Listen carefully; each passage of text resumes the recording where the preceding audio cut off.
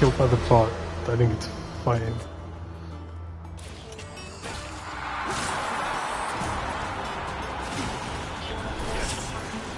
What? What? My punch went straight through him, and he had his shield up. What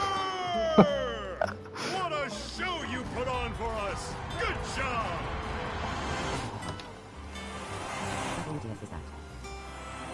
Now that's entertainment, friends! I just got owned by that bot.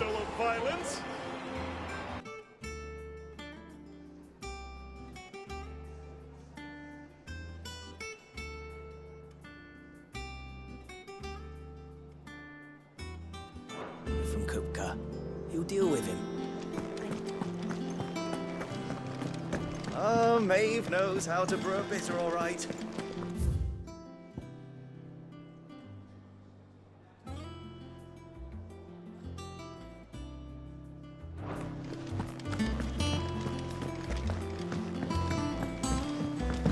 Jill looked white as a sheet when they brought her back. The little uns have been up to their old tricks again. Not all of the nobles made it out alive. Kupka and his men had their fun with more than a few. None of the Empress's How may I help you today, Clive? Come to claim your just desserts? All done? Clive! Quick look. Seen enough?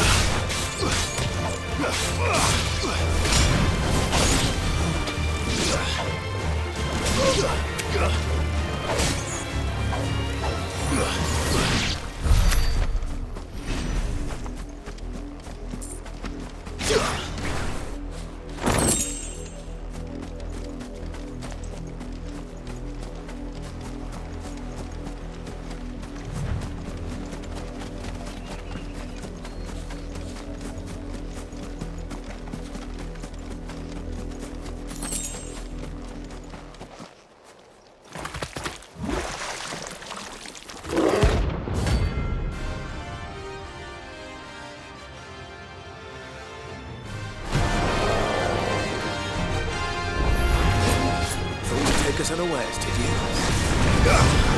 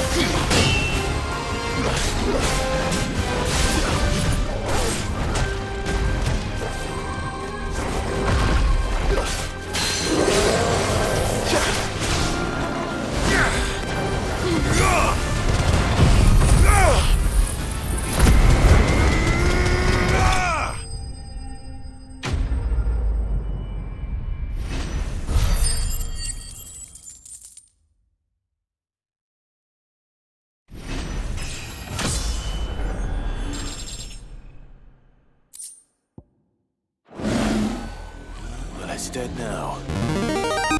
Whatever it was.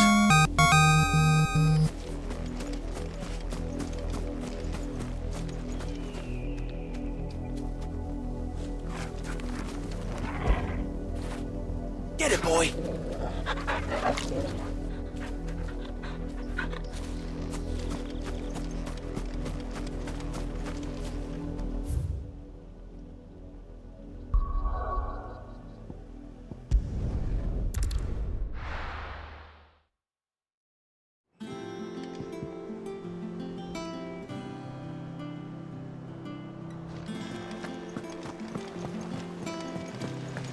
The little uns have been up to their old tricks again. Not all of the nobles made it out alive. Kupka and his men had their fun with more than a few.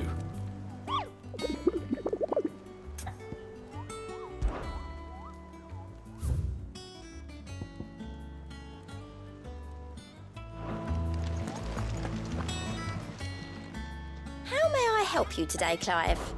Is everything we've received and everything promised?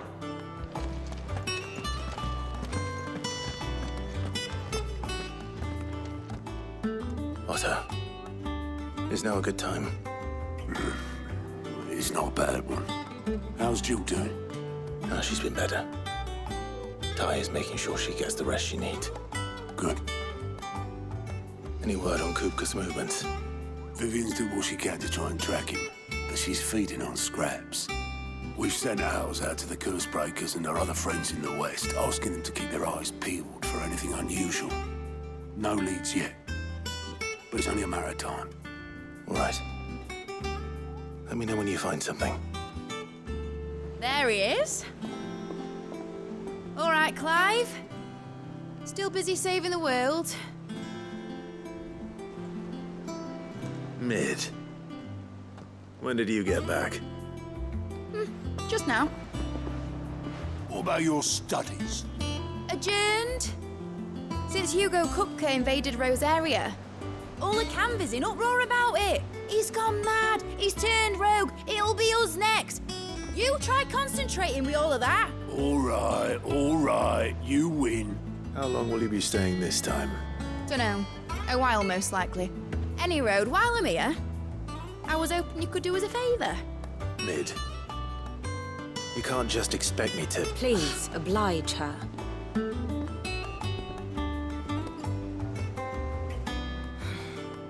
While we are busy tracking down Kupka, you should have a little time to spare. Professor! Now there's a face I ain't seen in a while. Shouldn't you have it buried in a dusty old tome? I did, till a familiar trill pricked my ears. As ever, your exuberance is a breath of fresh air, which successfully scattered the painstakingly assembled fragments of my thoughts. I'll take that as a compliment. Well, Clive, you heard the professor. So, I'll meet you in the storeroom when you're done. Wait, hold on. Breath of fresh air?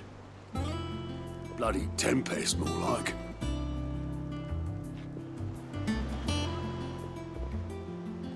Oi, Otto, you got my gill.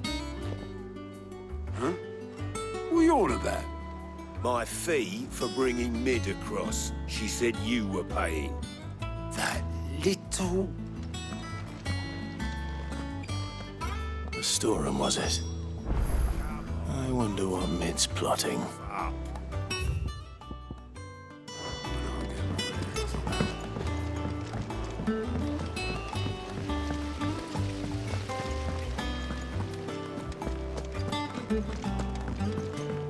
Shouldn't you be getting some rest?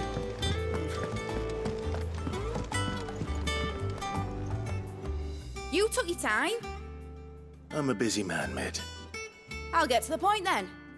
I want to turn the room down there into a workshop like the one I had at Dad's place. Mid, you've only just come back. And I've been thinking about it for a while. Dad said I had a knack for engineering. Told me everything he knew about it, then sent me off to Canva to learn everything he didn't. That was his dream for me. That one day I'd put my studies to use for the good of the cause. But I'm helping no one stuck at school. I've studied enough. It's time I put my neck to work. I know that I can help the people here, and I want to do it. Well, well, well. If Sid could see you now. All right. I'll tell Otto you'll be staying. I knew you'd say yes. Which is why I wrote up a list of jobs for you.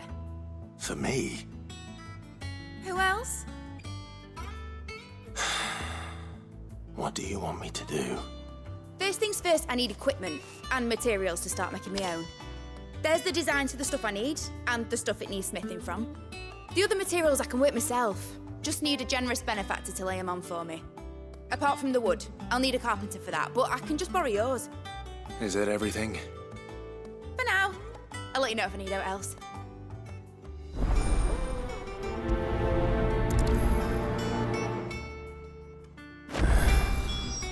Where to start? Materials and tools. That means Karen and Blackthorn.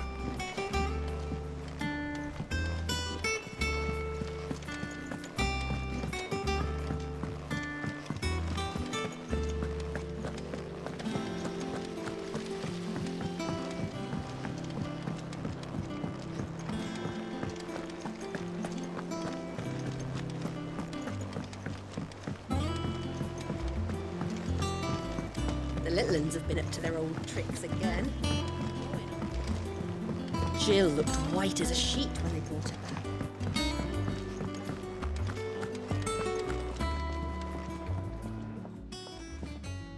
Was wondering where you'd got to. Mid's back from Canva.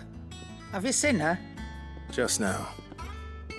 She's planning to set up a workshop in the stores and ask me to buy her some materials. Here's the list.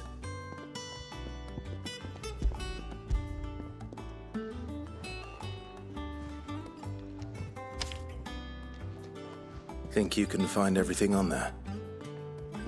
This lot. Wouldn't be much of a trader if I couldn't. Excellent. As for payment, It's paid 100 times over by what that girl's done for us. If it weren't for her filters, we'd have naught to drink but blight water, and that would have drained the life out of us long ago. indeed it would. I'll send the stuff on to Mid when it comes in.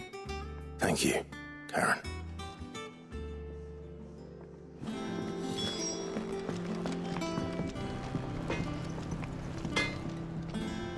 Blackthorn, you busy?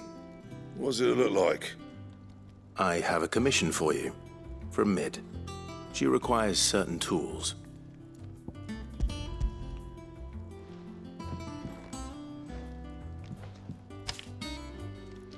Do you think you can make them? Bloody hell. What's she planning to build with this stuff? An airship? I'll see what I can do. Till I bring them over when I'm done. My thanks. And Mid's, no doubt. That just leaves the carpenter.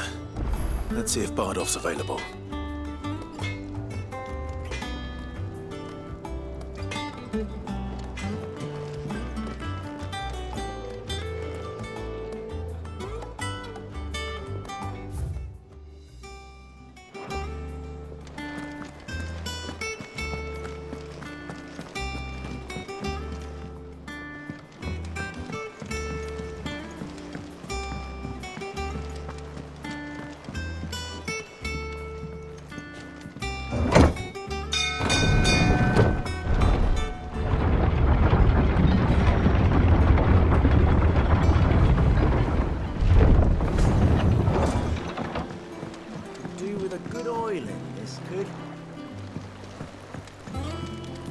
Should be enough to keep us going.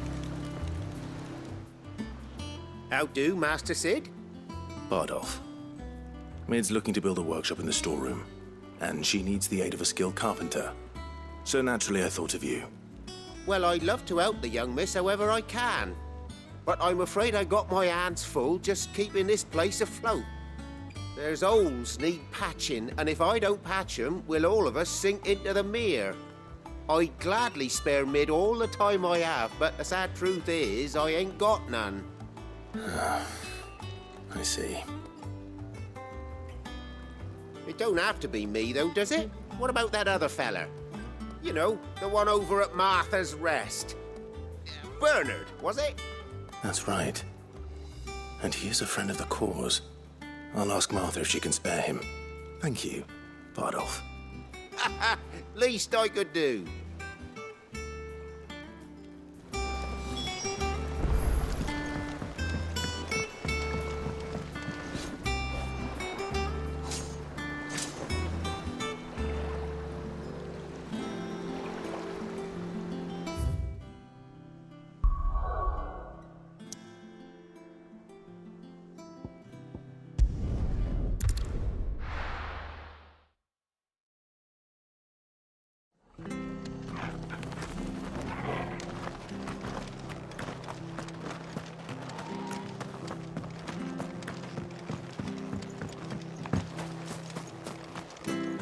I love Martha like a sister.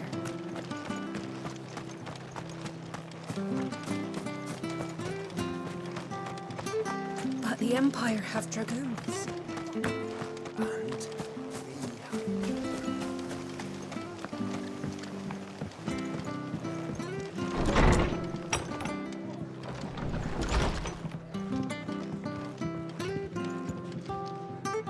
Ah, Clive, what brings you to the Rest?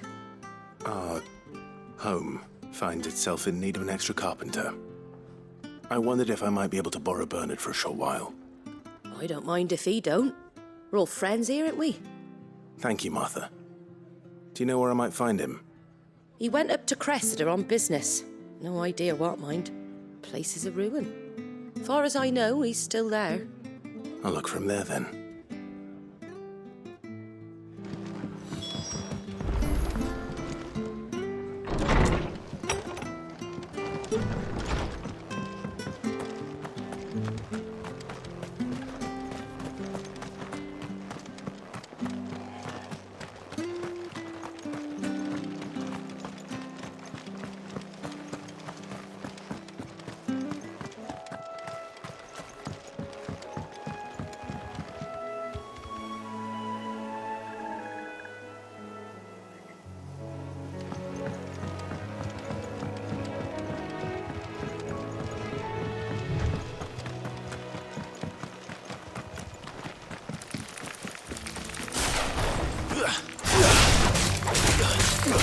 Farewell.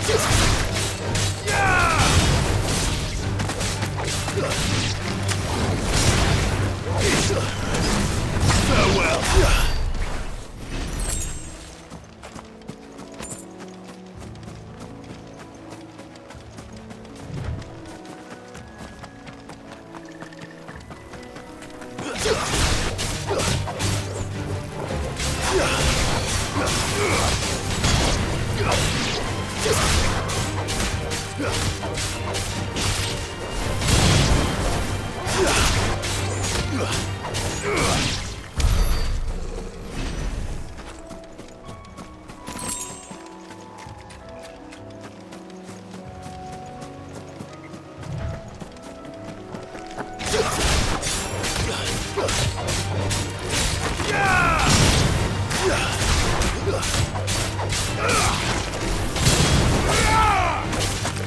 You're finished.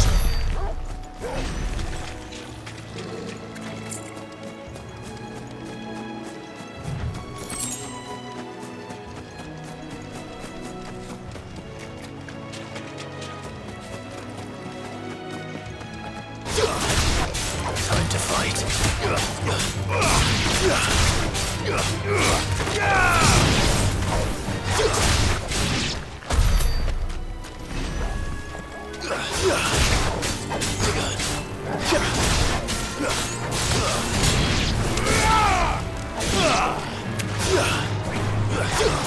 You're finished.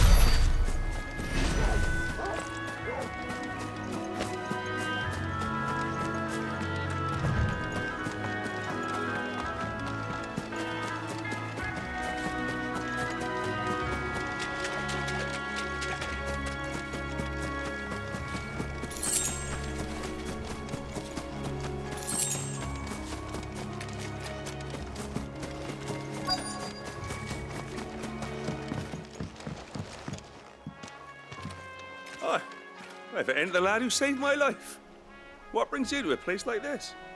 You do, Bernard. Martha said I might find you here. I have a proposition for you. Oh, do you now?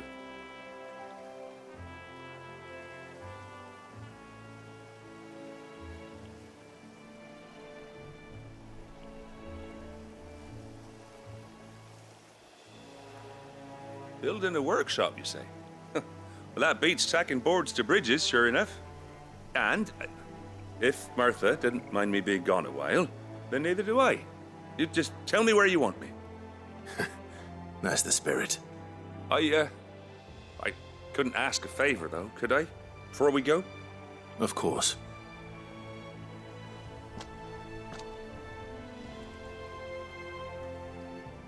Well, that there is Cressida, where I grew up. Ain't much left of it now, though. Except my parents' graves. But I came up here hoping to visit. I even patched up the bridge to get across. Only to find the place crawling with fiends. But you're a dab hand when it comes to dealing with beasts and bogles, ain't you? Any chance you could, It's the least I can do. Well, thank you kindly. And take care.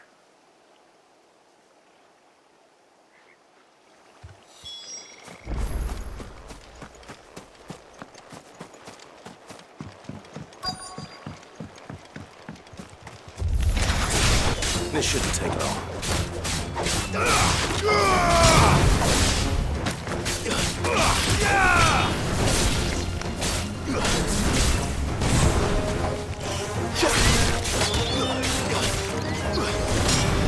Farewell.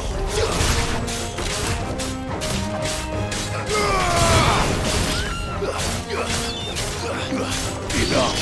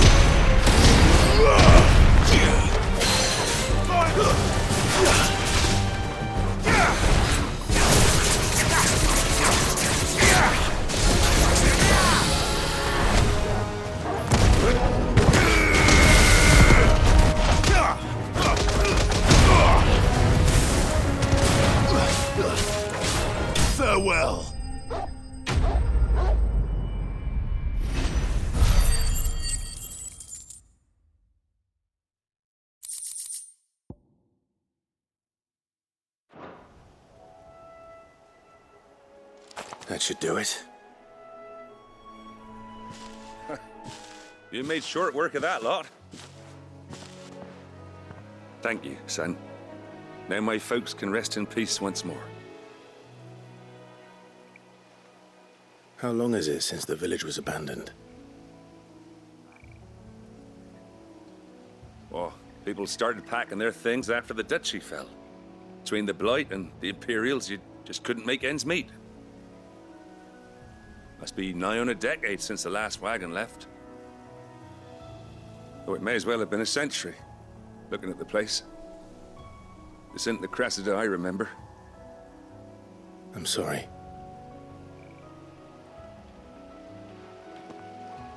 Ah, don't be. Can't live in the past, no matter how nice it might have been. Soon as I'm done saying a prayer for those that raised me, it's on to your hideaway. I'll meet you there.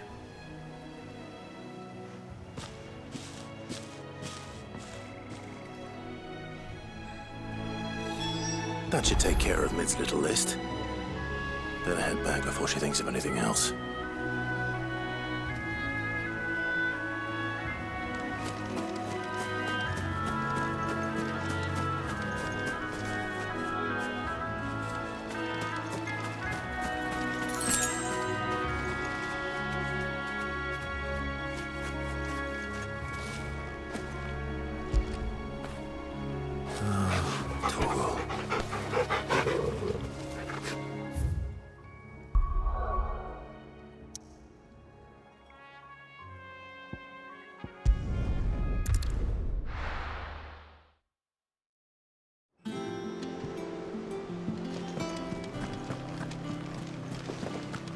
The little ones have been up to their old tricks again.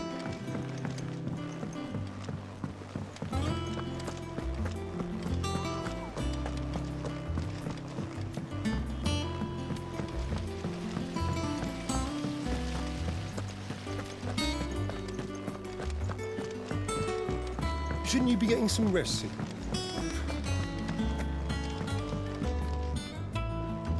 All right, Clive? You've all done then? I am.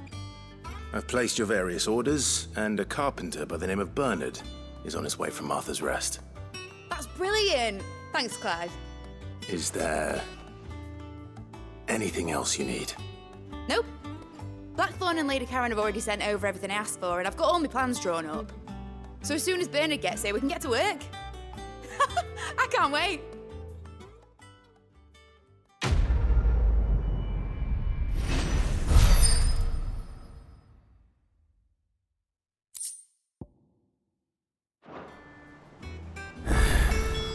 That's my good deed for the day done. Let's see how Jill's faring.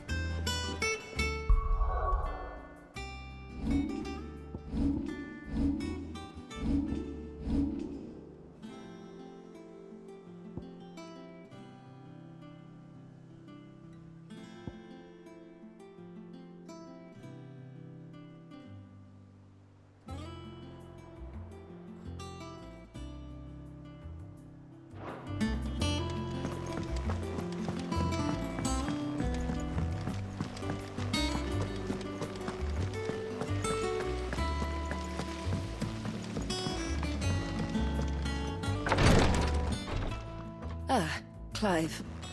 Talia, how's Jill? Recovering, but she still needs her rest. Of course. Take good care of her, won't you? I'll do my best. Oh, Gav was looking for you. He said he had something to show you in the shelves. The shelves? Oh, that's right. He went to ask Harpocrates about Torgor. He must have found something.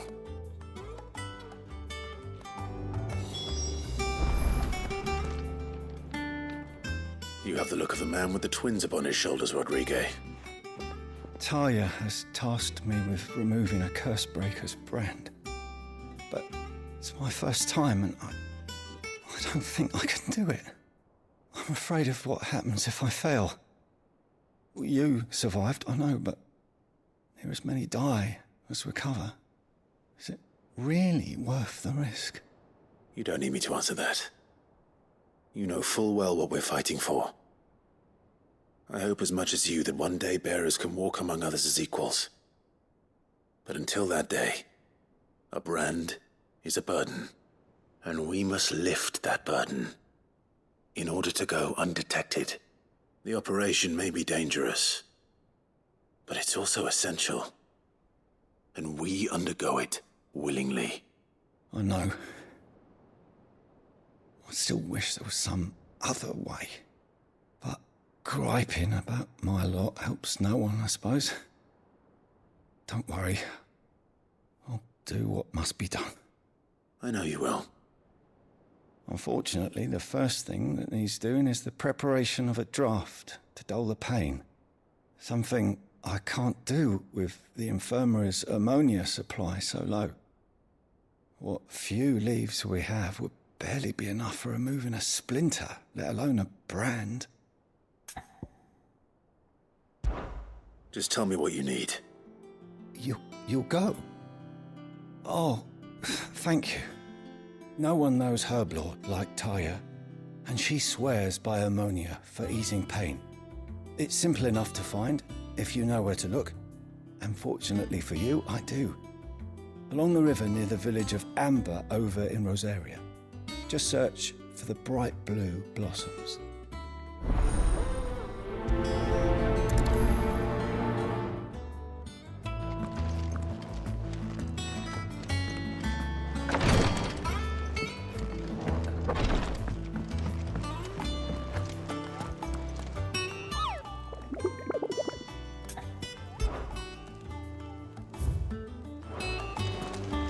Yeah. What's everyone whispering about? Haven't you heard? Bid's back.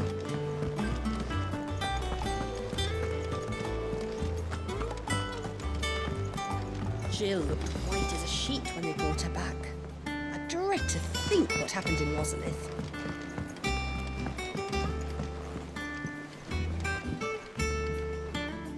Do you have a moment, Sid? A team of curse breakers has gone missing near Northreach. Which team? Coles. They were sent to liberate a carriage of bearers before they could be smuggled to market. They were moving in for their assault when the carriage was attacked by goblins. A cursebreaker managed to release a Stolas amid the confusion, but... this was days ago. They should be back by now, but I've heard nothing from any of them. I can't help but worry that... They know the work is dangerous, but I'm sure they're fine. But what if I've got them all killed? Before they go out, I always remind them why we're doing this, what they escaped, and what we're freeing people from. But I never really thought how my words might affect them. What risks they might take because of the things I've said. I'll go and find them. We'll both rest easier knowing they're safe. Thank you, Sid. And I'm sorry to trouble you with this. The plan was to intercept the slaver somewhere in the Dragon's Eyrie. I can't tell you much more than that, I'm afraid. That should be enough to go on. If they were there, Torgal will track them down.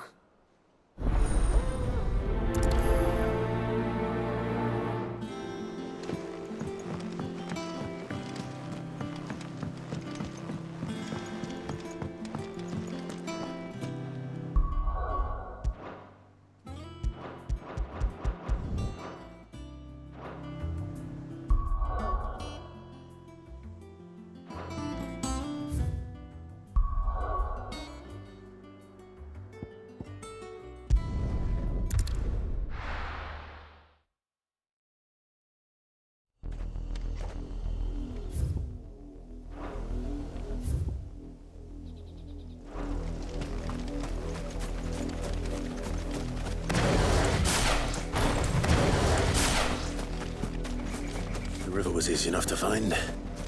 Now for those herbs.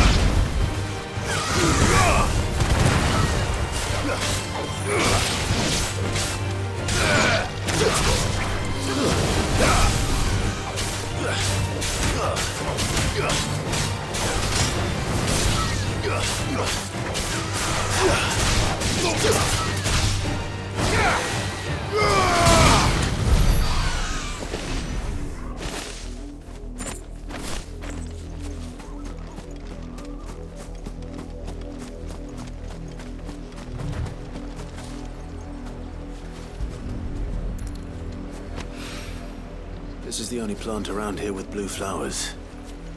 I hope it's the right one.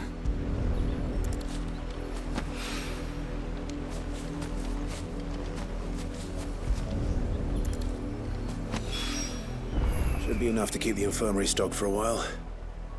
Hopefully this will put Rodriguez's mind at ease.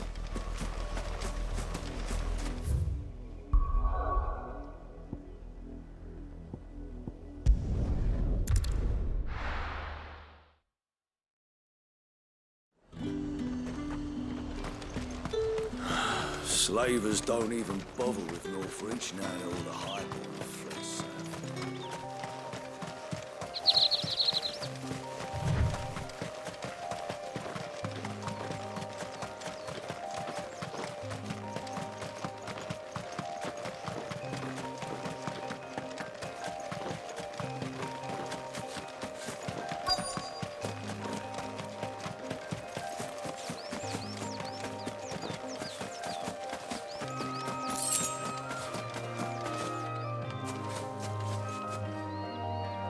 Cole, I'm glad you're in one piece. Just about. Sid, if you don't mind me asking, what are you doing here? Doris sent me to find you. She hasn't heard anything since the attack. She's been worried about you. I sent a runner to the Dame in Northreach. The hideaway should have learned of our survival yesterday. Well, I'm here now. And it looks like you freed the bearers. Only some. The rest locked themselves in the slavers' carriage rather than fleeing when they had the chance. I want to help them, Sid. But we're barely in any state to protect those few we did save. You made the right decision. Now where's the carriage? The goblins may still be out there. You have duties to attend to here. See to the injured. I'll handle the rest. All right. Just follow the path to the south. You'll come across the carriage soon enough. And please, hurry. If the beastmen get to those bearers, the poor souls will be eaten alive. I won't let that happen. Thank you. And Sid, it's good to see you. Don't thank me just yet.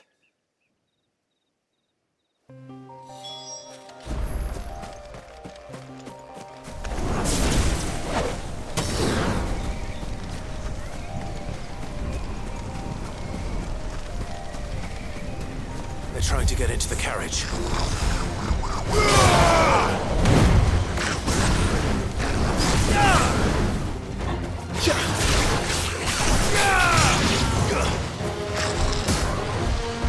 Too slow.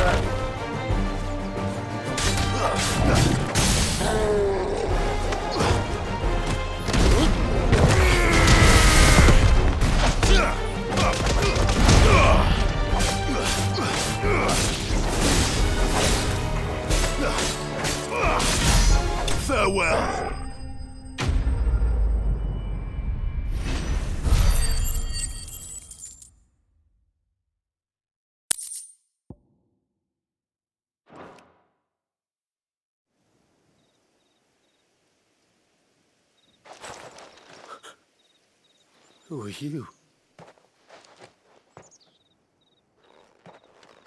A friend. Are there any more survivors? Why didn't you flee with the others? If the goblins had made it through that door, you wouldn't have stood a chance. Why should we run?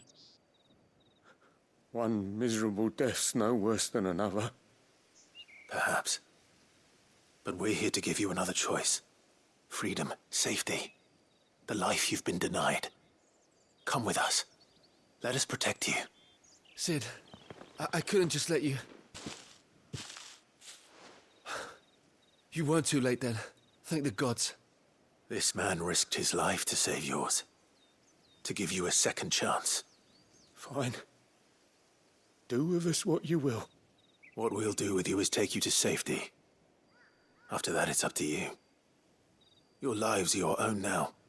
You can leave the rest to us, Sid. We'll get everyone back to the hideaway. Thank you. I'll let Doris know we're expecting new arrivals.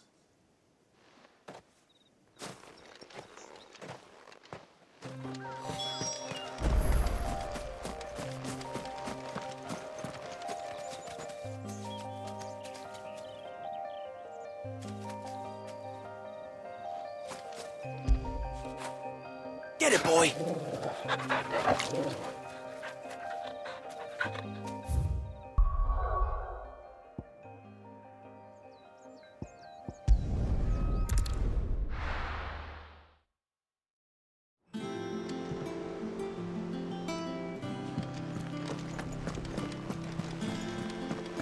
The little uns have been up to their old tricks again.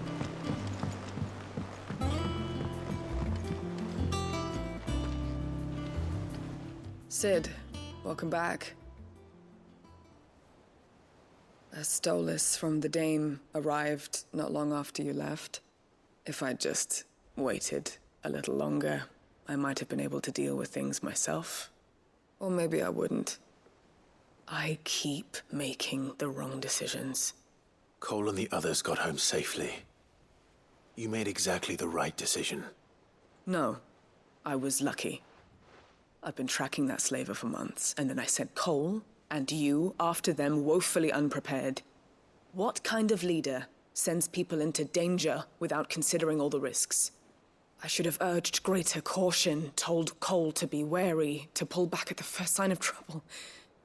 We swore the same oath as you, Doris. It's good to see you safe and well, Cole. I'm sorry. With all due respect, we Cursebreakers don't risk our lives because you commanded of us. We risk them because we believe in our cause. No one with doubts ever joins our ranks. The agony of removing the brand more than sees to that. We all know how much bravery that takes. Cole, I never doubted your courage. Only my ability to see it put to good use. Thank you for your faith in me. I'm not sure I deserve it. I sometimes wonder if I might prefer to risk death alongside the others than ask it of them. But I'm a Cursebreaker. I swore an oath too. I have a role to play, and I must trust that I'm the right one to play it. You will. In time.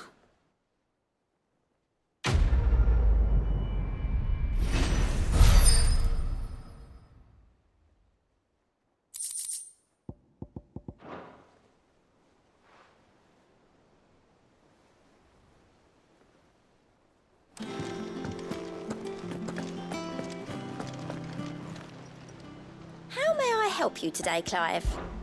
Is everything we've received and everything promised? You earned this. Come again. I may have more for you.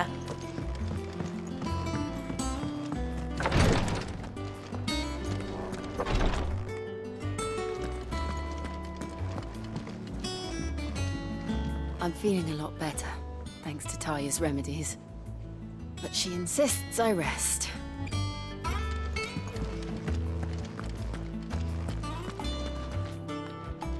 I hope you didn't have too much trouble finding the ammonia. Only the usual. Oh, yes. This is it. And more than I was expecting. I dare say the patient won't feel a thing. That is, unless I... You'll do fine. Taya trusts you, which means I trust you. The hideaway would be lost without skilled physicers like yourself. Thank you for the kind words. Truly. But... I'm sorry. I'm still terrified. The brand is more than just ink on flesh. It's a death sentence. Milk of the wyvern tail lurking just below the surface of the skin. One ill-conceived incision, a single slip, and the poison fouls the patient's blood. Failure means death, and even success means tremendous pain. Days of agony as the wound heals. I became a physiker to help people, not to kill them. I don't want to kill anyone. Cursebreakers lead hard lives, and the operation is only the beginning. They toil in the shadows, risking life and limb, knowing their efforts will win them neither glory nor acclaim. And yet we never won for volunteers. Why do you think that is? Conviction? They're willing to die? They're willing to fight. To give their lives to create a world where people like us can be more than mere possessions. I know your work isn't easy, but neither is going under the knife. Be a shoulder for your patients to lean on. Stay strong for them. You sound like Taya. Do you know what she once told me? It's natural for a patient to feel like they're suffering in solitude. And it's a physiker's duty to see that they don't. Thank you for helping me remember that. I won't falter. Not again.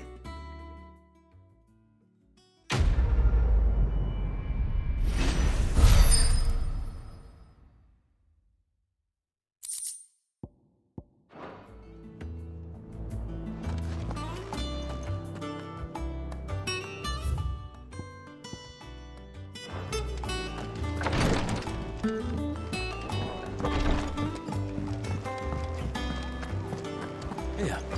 What's everyone whispering about? Haven't you heard? Meat's back. The little uns have been up to their old tricks again.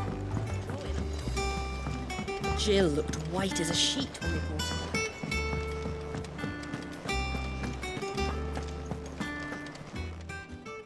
Is it business or pleasure?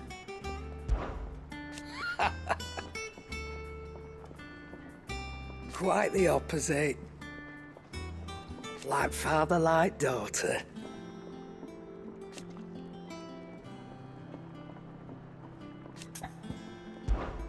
If you're gonna buy something, be quick about it.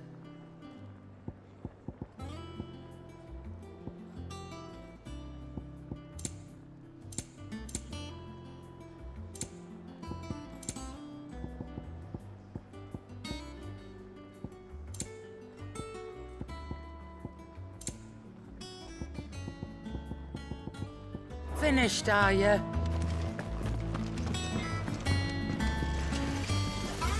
Clive. Summer storm, that one.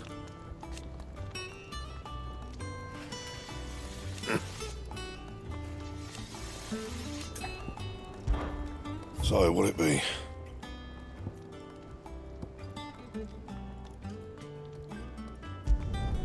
Should last you a good while.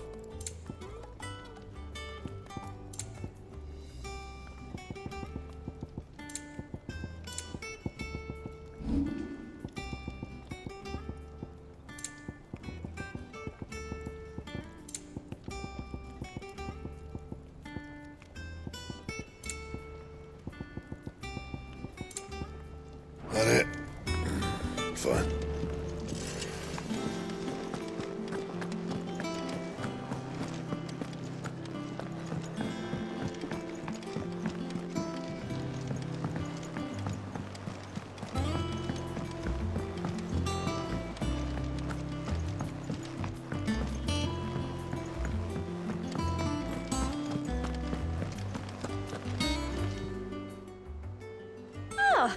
Wasn't expecting you back so soon.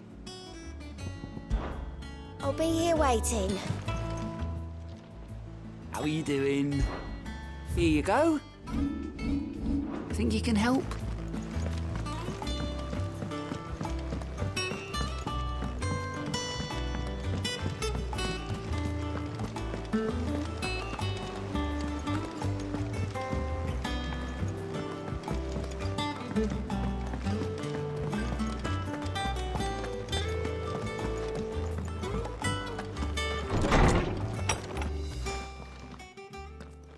Clive, where have you been? I've been wanting to ask you something about Torgal. Where did you get him, like, in the first place? My father brought him back from one of his expeditions into the Northern Territories. They were crossing a snowfield when they heard his cries, and seeing no sign of his pack, they took him in. What do you reckon, Torms? It certainly adds weight to the theory. Such a lust for revenge? I believe that Torgal may be no mere hound, but a rare frostwolf, an animal native to the far northern reaches of Valisthea. In one of our oldest bestiaries, I found reference to a frostwolf who served as guardian to an ancient queen of the north. Such was his mastery over ether, he could cast magics on command. His name was Fenrir. Fenrir the Frostwolf.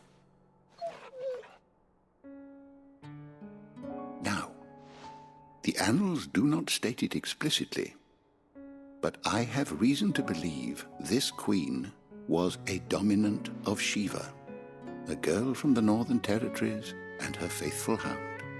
One awakens as the dominant of Shiva, and the other? You're saying that Jill granted Torgal his powers? What? Just like Fenrir.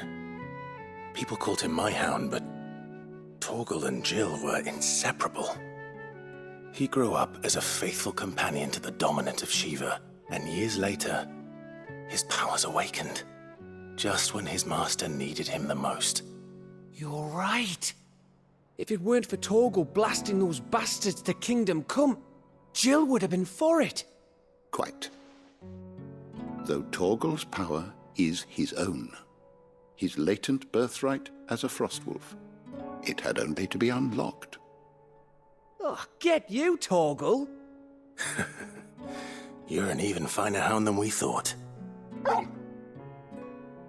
And regarding your original concern, you need not fear for Torgal's health. Why, the beast has the appetite of a behemoth. Just this very morn, I found him with his nose buried in my nuts. There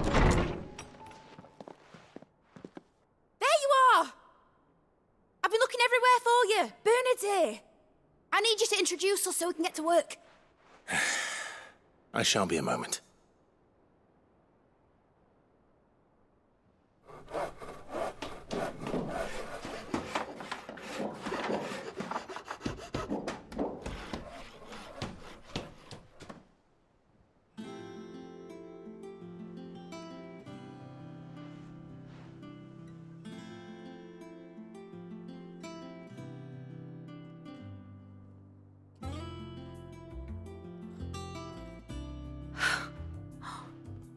Isn't it brilliant? It is. Well, I couldn't have done it without you.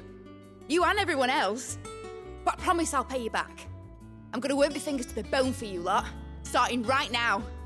Just you wait. I'll make wonders like this world's never seen. Then I look forward to seeing them.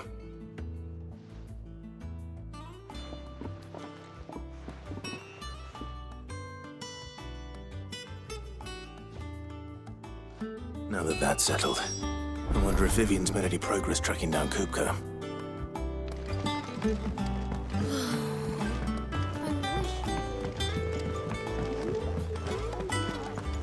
I think I'll wait till Mid's away to take a tour of her dungeon.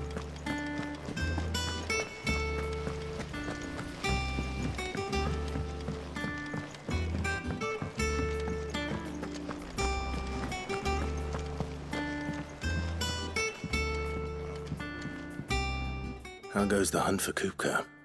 Largely in circles. We have myriad sightings of strange soldiers in unexpected places, but nothing definitive as yet. If only we knew for certain by what route he left Rosalith. Well, keep at it. If anyone can piece this puzzle together, it's you. And I'm willing to wait as long as it takes.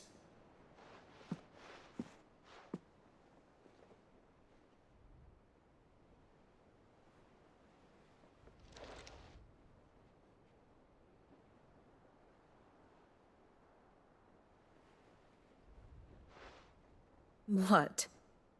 Here? Would that be a problem? Do you know, Clive? I believe it a mercy that you didn't inherit your father's throne. Your poor people would surely live in fear of you.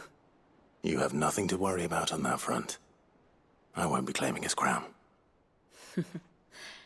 That is a relief. Clive, have you got a minute? We, have a guest. A guest?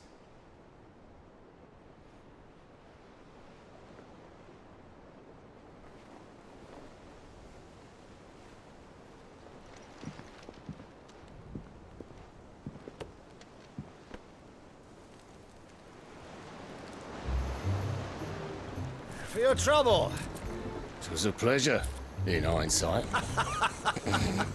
Uncle Byron? Clive, my boy! Tap a cask and stoke the ovens, for your favourite uncle is here!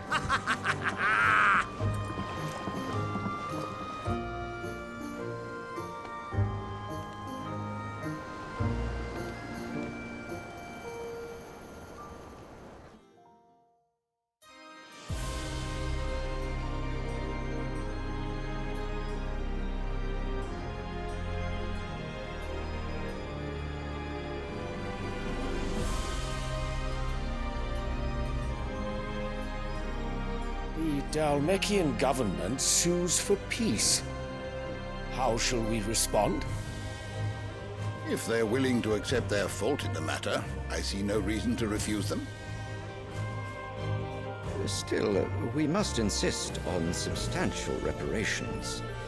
Twinside stores are not as bottomless as reported.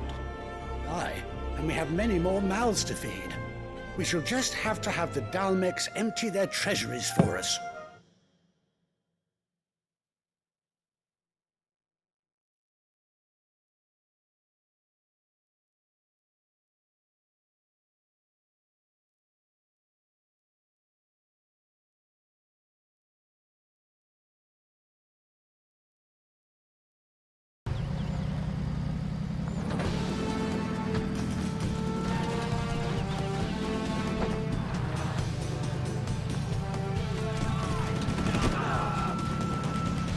Strike! Oh shit.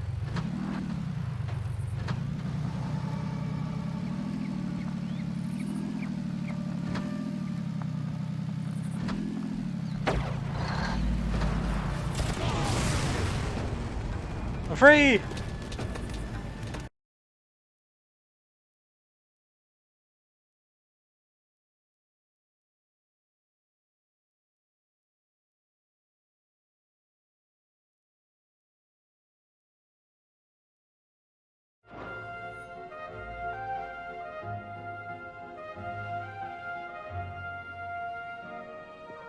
Of course, none of this would have been possible without your timely intervention, Prince Olivier.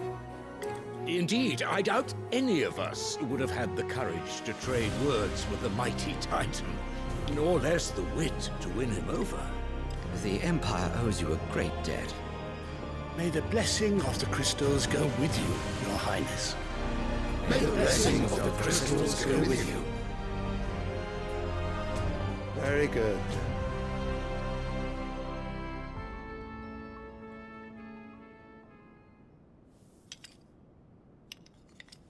Now, let us come to the question of precisely when the Dalmecs will withdraw their troops. Dion's fire could rid us of them in mere moments.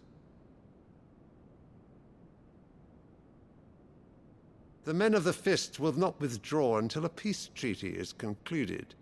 So let us keep the negotiations open, give them time to gather what gold and trinkets they can, and once they deliver that which we demand, what worth is a piece of parchment? Your Radiance, were Prince Dion to take the field, the enemy would surely send their own dominant to meet him. And while His Highness would of course prevail, there would be heavy losses on both. You need not fear Hugo Kupka. He is engaged on the Western Front. Even were the Dalmex to send for him, he would not arrive in time. As much as I would enjoy witnessing a clash between Bahamut and Titan, it is not to be. And what of your subjects, Your Radiance? If the fighting spread to the city proper, the people would bear the brunt of it. There will be losses, it is true. Yet for every citizen who falls, another can be bred. For every home that burns, another can be built. The Empire will live on.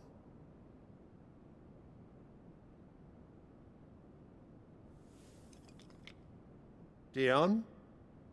Yes, sire.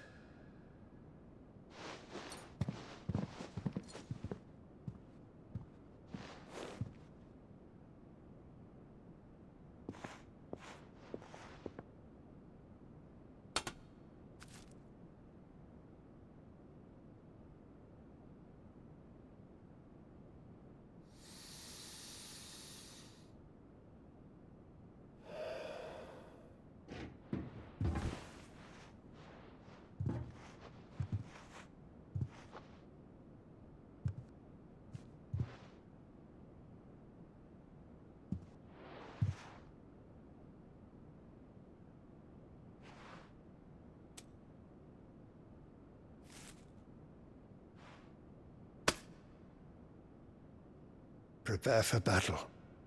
But sire... Do not make me repeat myself. Return to your camp and await my orders.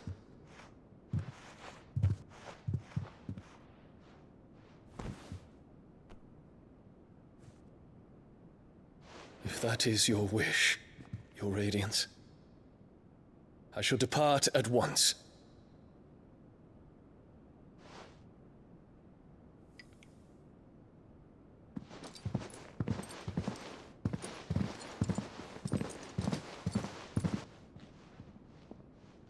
May Gregor forgive you.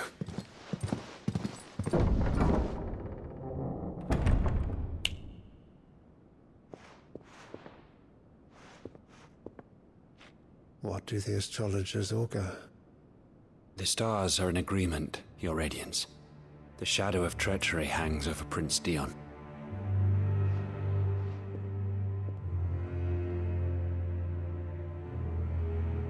So Annabella's tales were true. You disappoint me, Dion.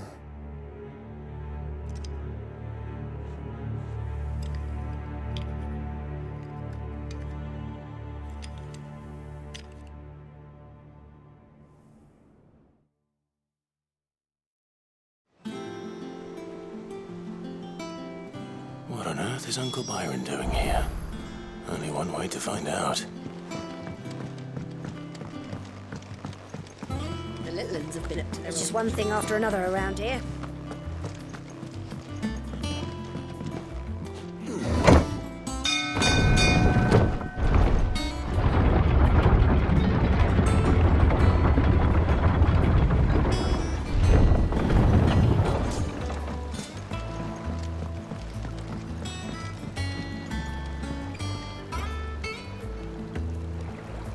Ah, my dear nephew, how I've missed you. How did you find this place, Uncle? Through the good offices of young Sir Wade. He really is the most helpful fellow. As are you, I hear. The Guardians and those they freed tell the most outlandish tales of your heroics in Rosalith. Which is why I came, to learn the full truth of the matter. sort the fact from the fiction, so to speak. You were working with the Guardians of the Flame to evacuate the people of Rosalith to Port Isolde. I was, aye. Then I have questions for you. Please, come inside, Uncle. Gladly. You there? There are 2,000 gold talents in those chests. See that they're added to my nephew's coffers, would you? 2,000?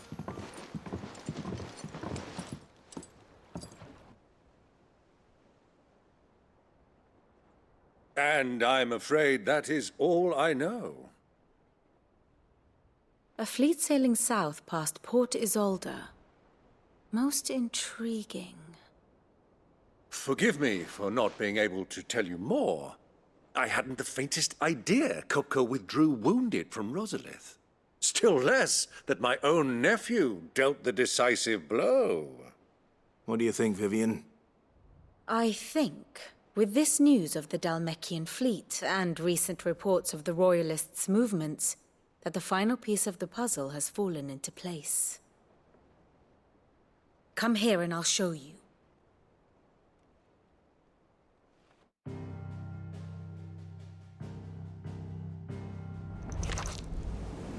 It is known that Kupka's forces entered Rosaria via its unguarded coast.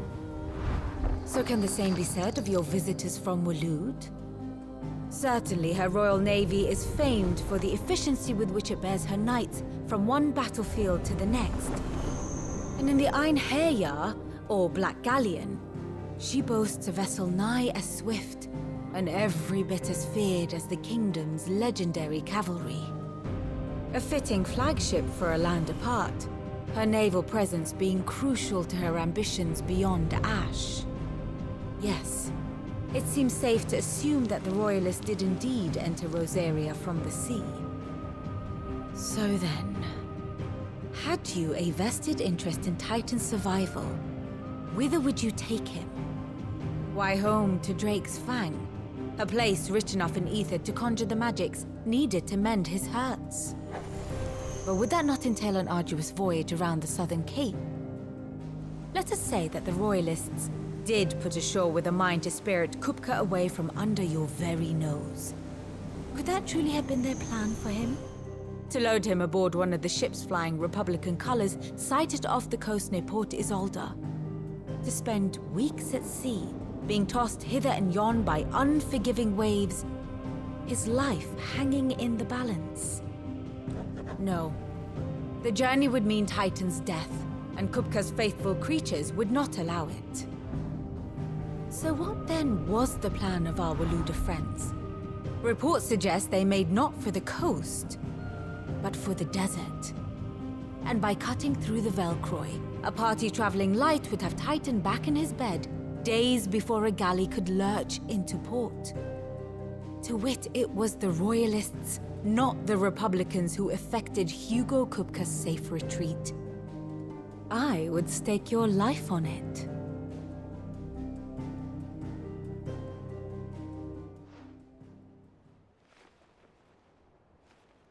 So it was the Waludas who spirited the wretch away. Now I think about it, there was something a little strange about the ships I saw. The men seemed almost crestfallen, as if in mourning, as if they believed, or were made to believe, that their master was dead. You have a keen mind, Lord Rosfield. And you have your answer. To find Kupka, you have merely to follow the Royalist trail across the Velcroy. It may well have gone cold by now, but as they say in the Republic, all roads lead to Drake's Fang. Allow me to accompany you part of the way. As luck would have it, I had intended to journey Canberward on business after visiting you here. The Fang would be but a short detour. I'd be glad of the company. Give me a moment to make ready. I need to tell my friends what we've learned, and where we're going. Very well, but be quick about it, my boy. Time waits for no man.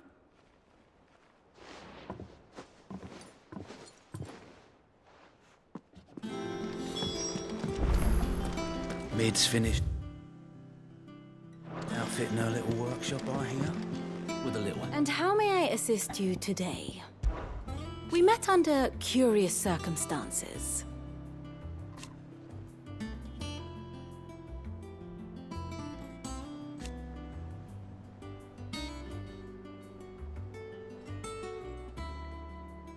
Naturally.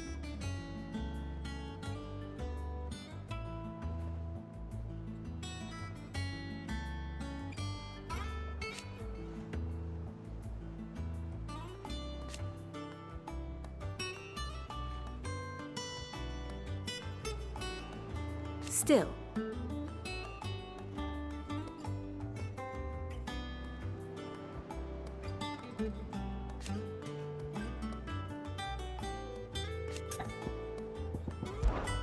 Lord Byron Rossfield.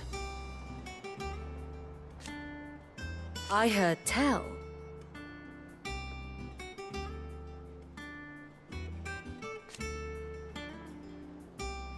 Why?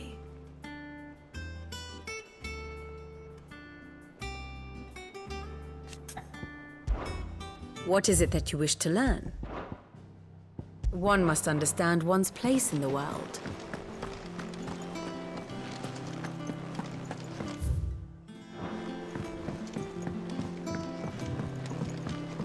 The little uns have been up to their old tricks again.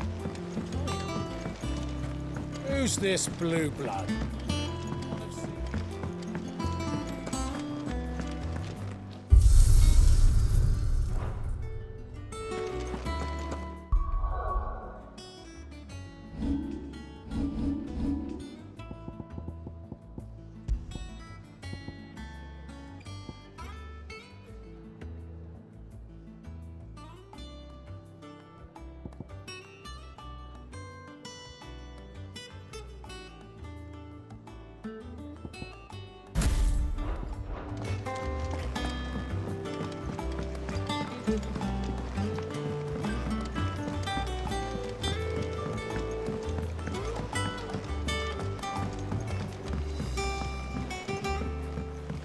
Mid's finished outfitting her little workshop, I hear. With a little help from Sid, of course. Otto, Kupka's at Drake's Fang. I'll be leaving before sunset. You're not going in there alone, are you? Don't worry. I'm not going there to destroy the Mother Crystal. All I'm after is Kupka's head. I won't risk any more than I have to. I promise. The Lanza and the Fang are all Kupka's personal fiefdom. You have any trouble on the way, you ask for Rosina Dalamil. Some call her the Desert Hare. Who is she? An old associate of Sid's, and only Sid's. All I know is the name, and that they used to meet at the Dalamil Inn. We've heard nothing from her since he died. But I'm thinking maybe the new Sid might be able to bring her back into the fold. Thanks. I'll keep that in mind. So, what about your uncle? I mean, he's welcome to stay, but... Don't look so worried. He'll be coming with me. Thank fuck for that. Gav, Otto, I'm leaving you two in charge. You can count on us.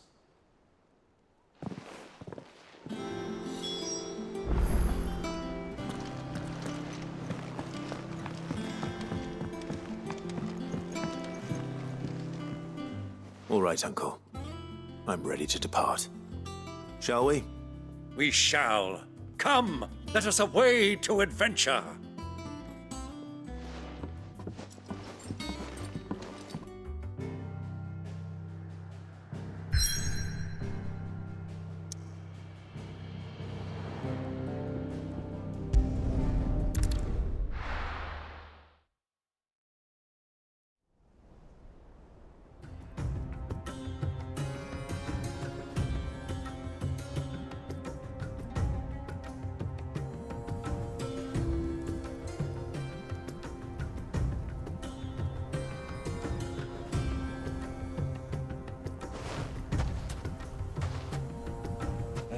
I was a young man when last I walked this path.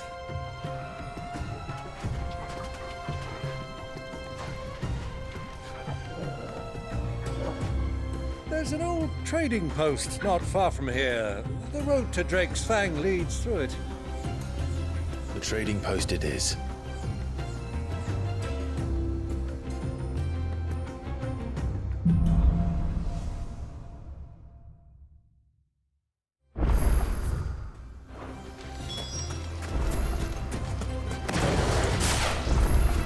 Our destination lies over that dune, beyond the ruins. Mark 'em well, Clive. It's all too easy to lose one's bearings in the sands.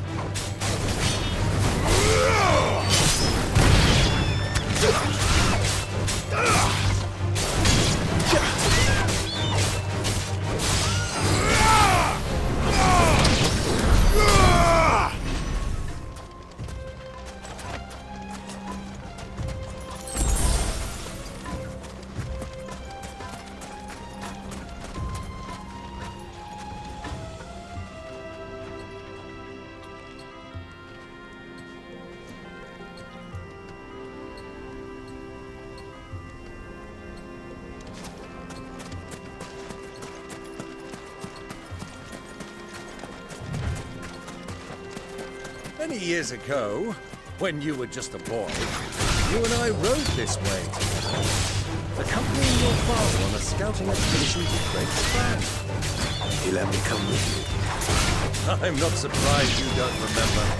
It was just before Joshua was born. You were so eager to be there when your brother arrived that you whipped your chocobo too hard on the journey home and fell from the saddle.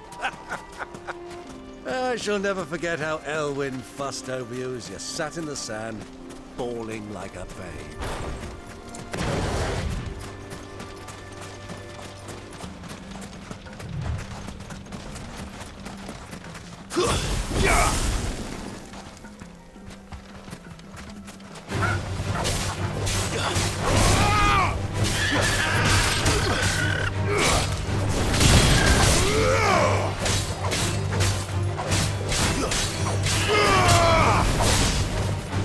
Too slow.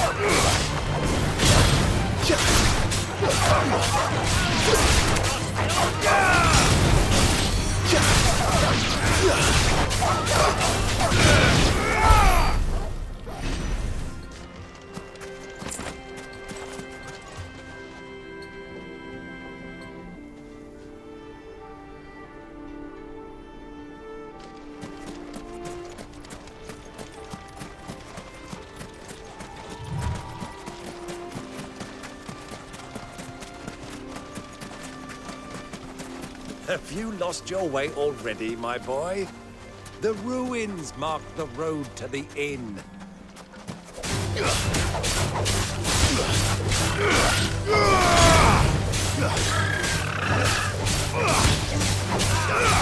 You're finished!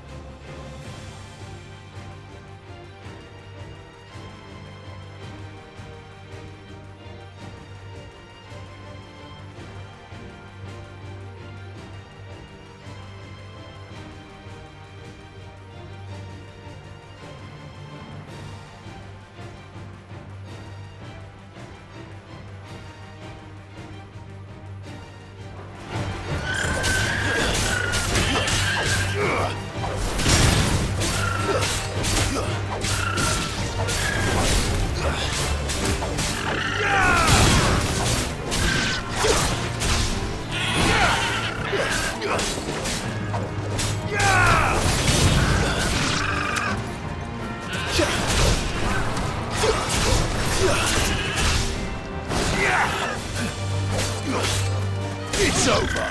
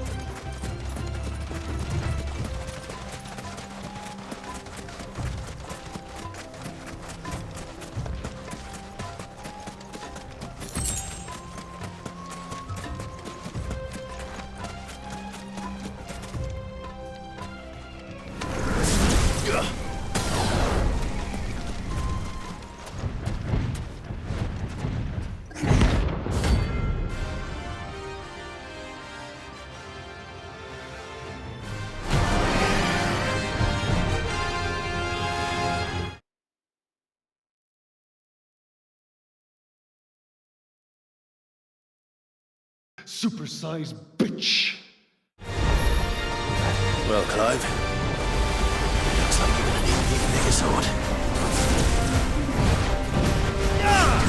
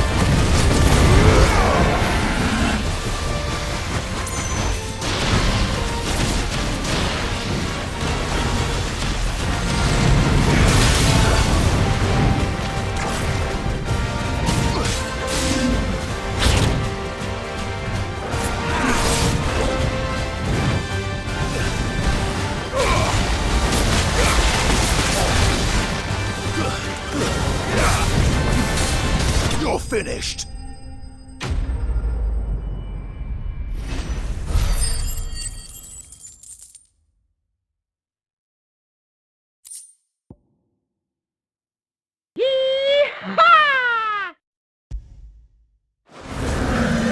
It should have stayed in its shell.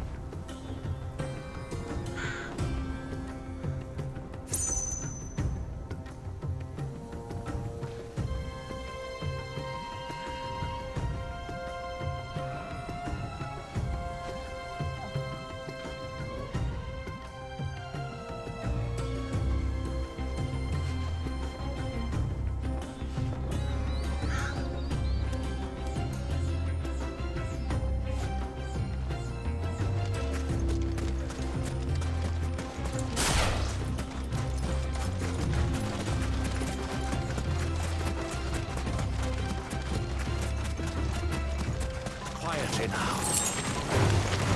have at you!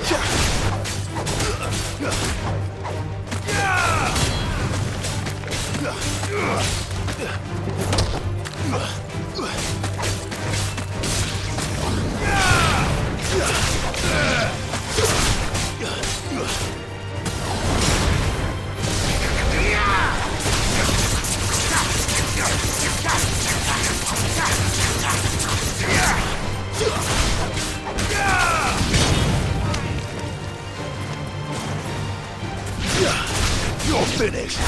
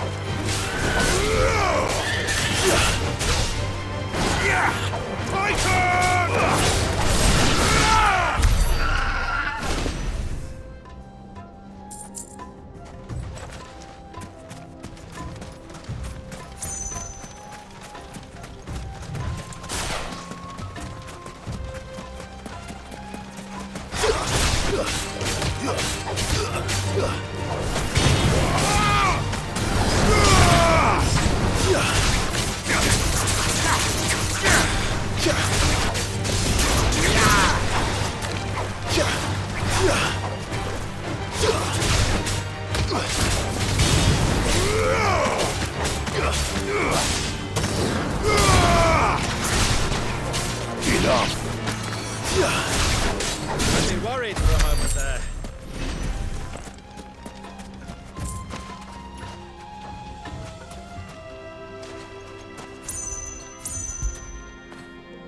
Where would I be without you?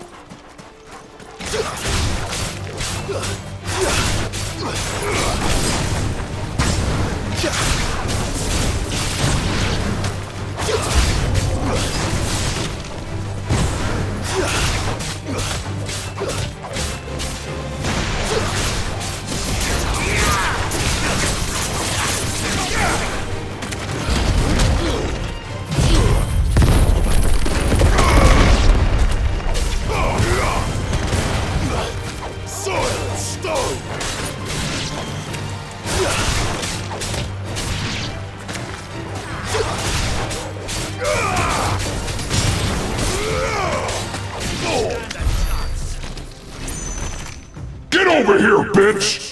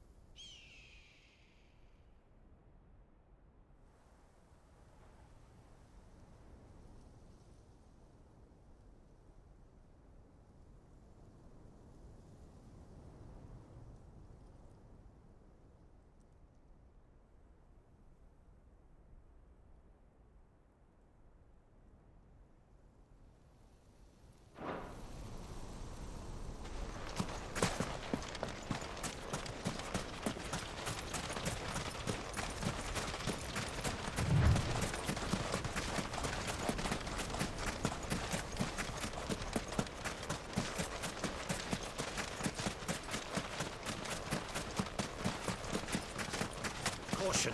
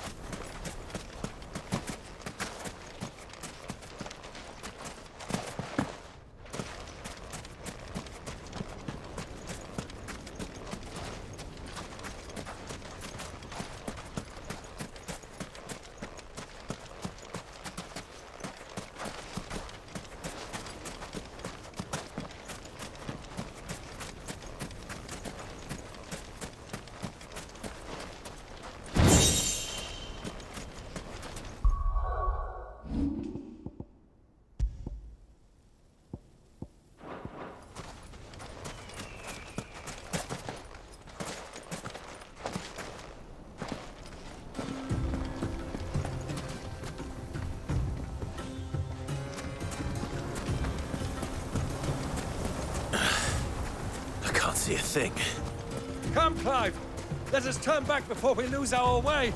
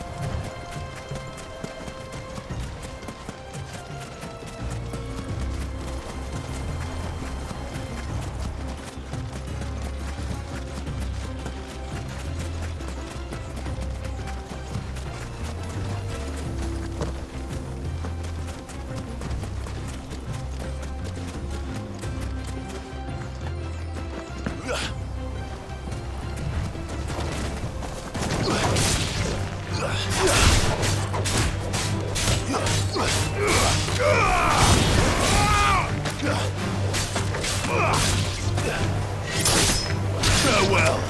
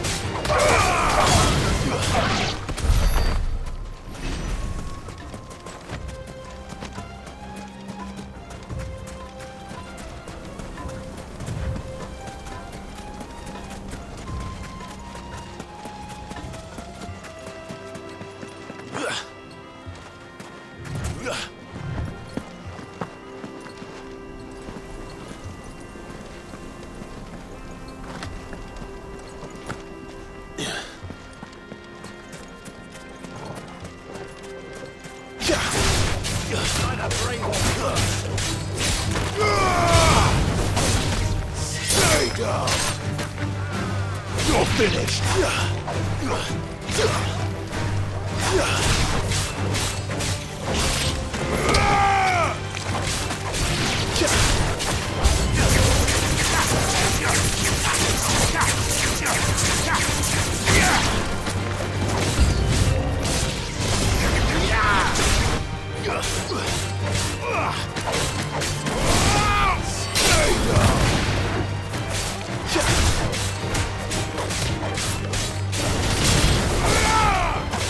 Ugh!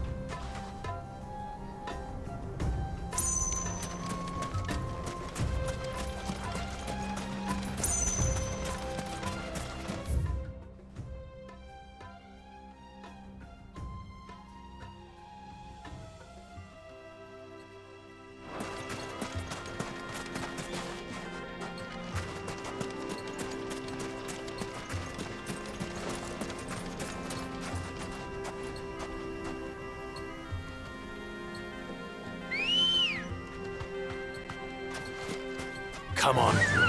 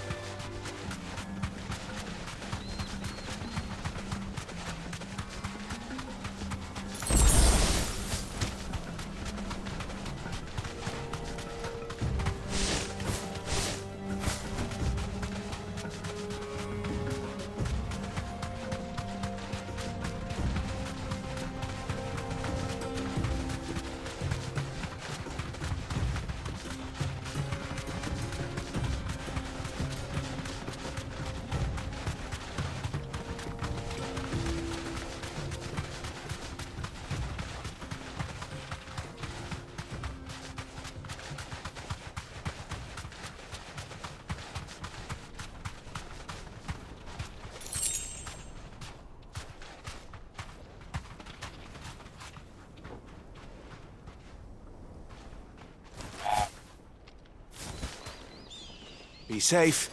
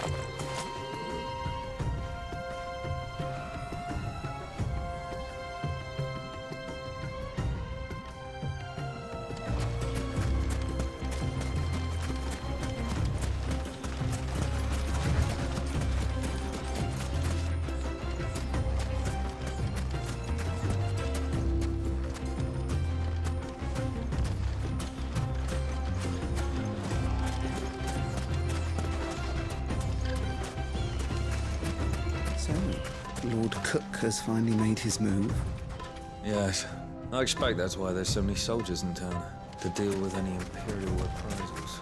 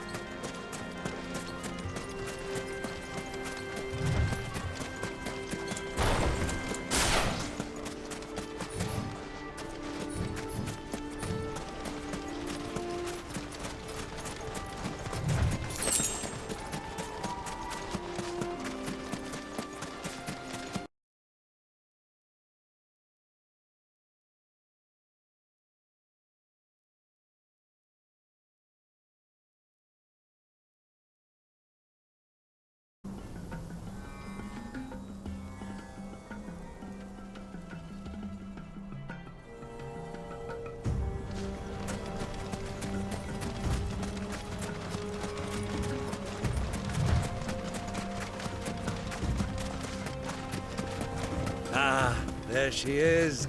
The good old Dalamil Inn. Do you know, this heat has given me quite a thirst. Quick drink before we press on?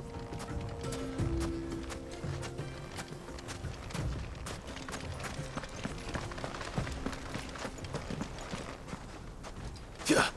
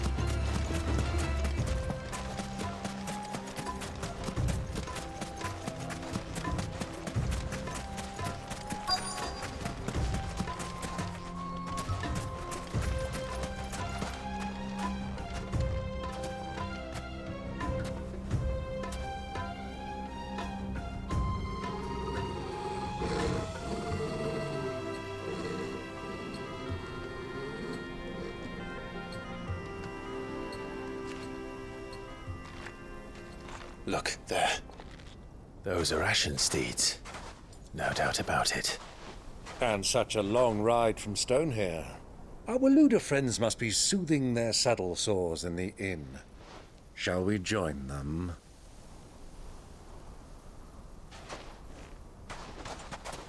Run along and play now, Torgal. Dogs aren't allowed inside.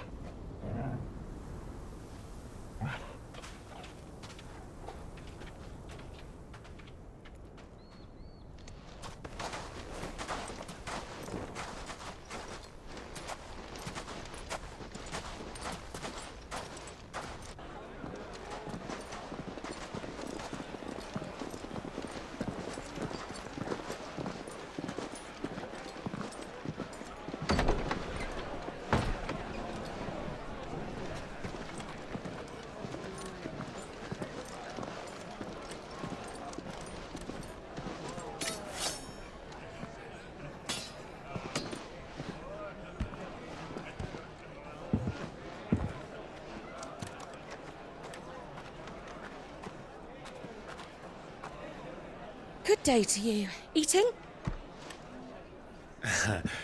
Sorry about my pal. He only talks when his mouth's full. What do you recommend? Well, if you're after something light, we do a fine chocobo soup with lentils and honey. 2 bowls of that, then. An ale. Right you are. Hey, girl! Coming!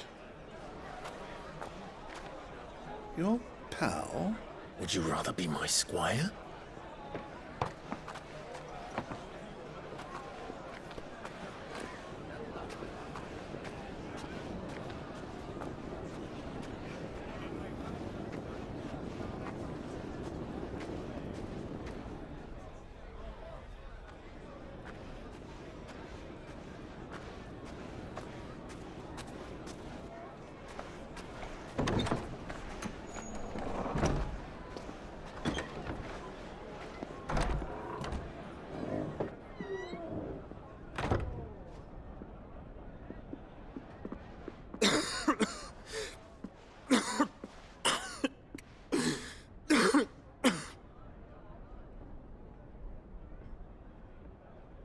Your Grace, it is plain you are not yet well enough to travel.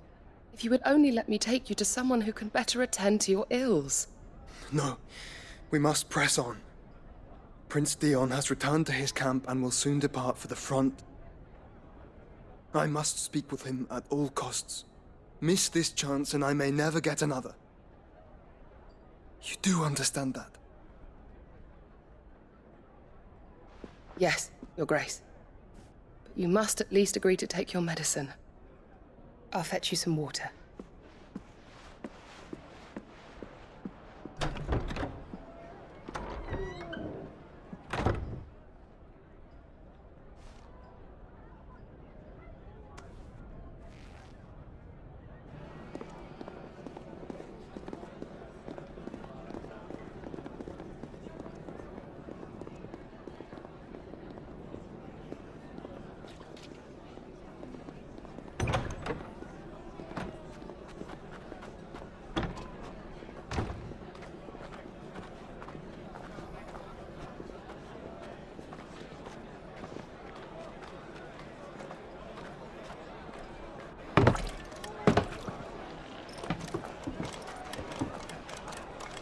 Keep watch, they tell us.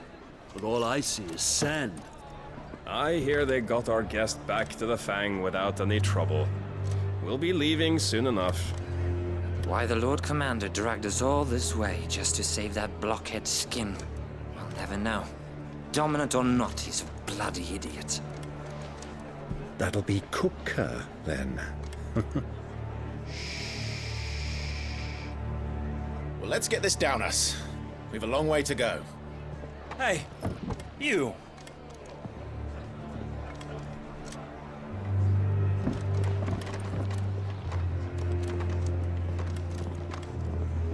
Uncle? Sorry.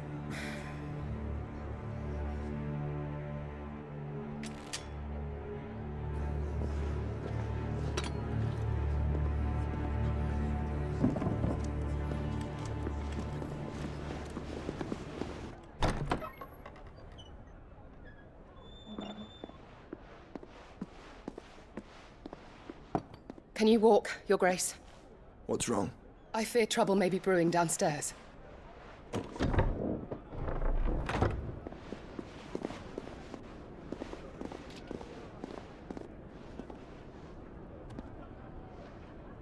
You two are travelers, are you not?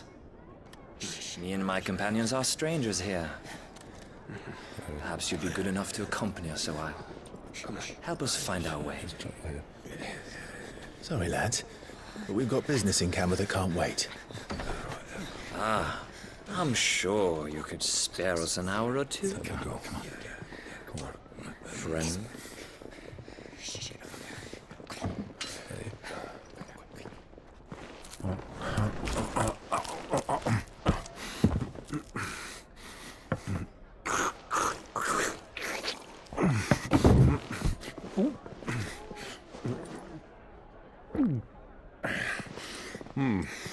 I'm afraid we don't have a moment to lose. Stay back, Uncle. Gladly.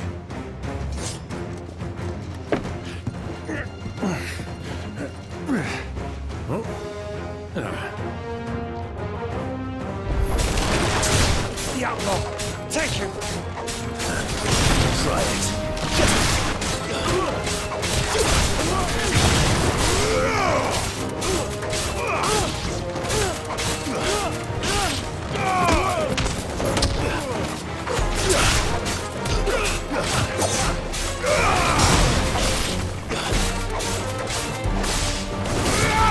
Stay down!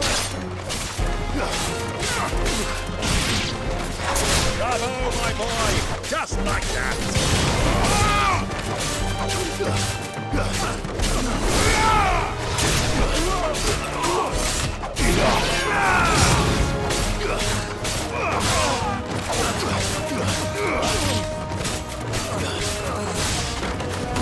You're finished!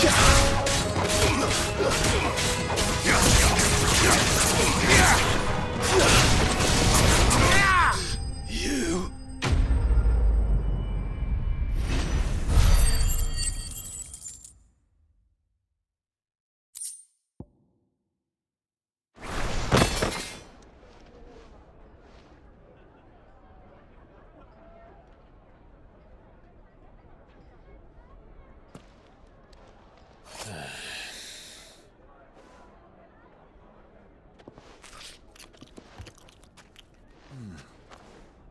For your trouble.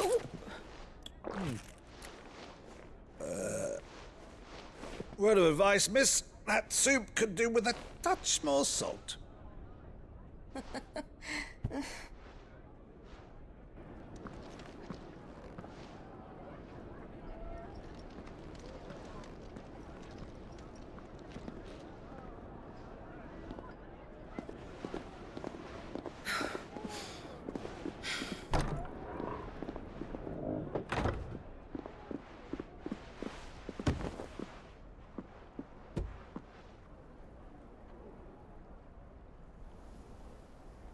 Now's our chance.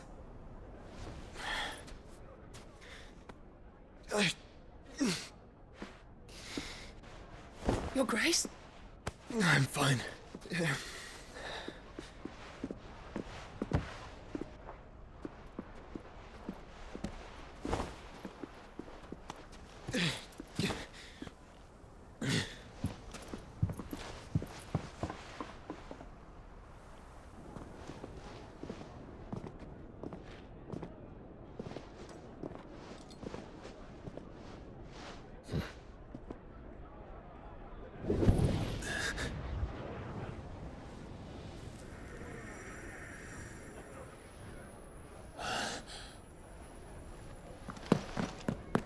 Clive?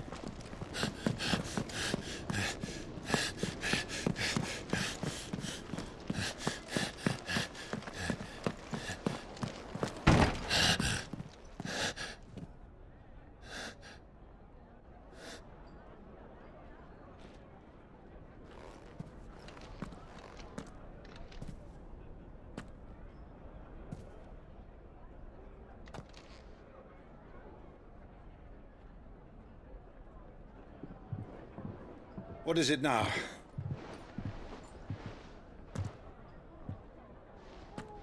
It's nothing. Let's go.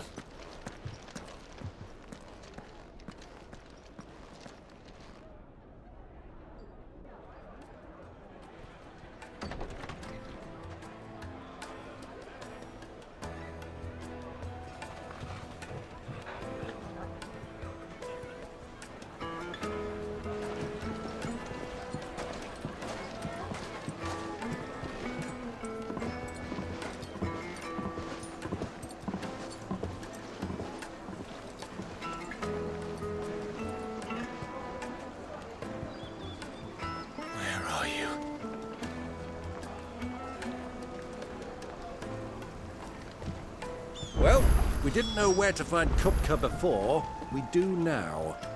The Royalists said it themselves. Their guest is in the Fang.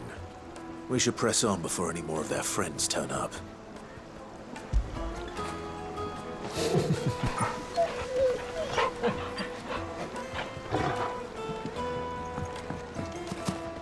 made from the stoutest stoneware.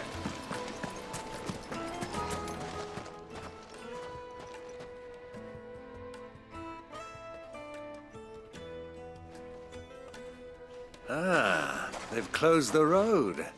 And it's the only way from here to the Fang. It would seem Lord Kupka is not accepting visitors at present. We have to get through that gate. Not by force, I trust. We've attracted quite enough unwanted attention already. By guile, then. Perhaps the Desert Hare can offer us her aid. Rosina Dalamil, woman of mystery. But how will we find her? We know naught of her but her name. And that she was working with Sid. Sid's other collaborators have all been people of means, the wealthiest and most successful members of their communities. I'll wager this Rosina Dalamil is the same.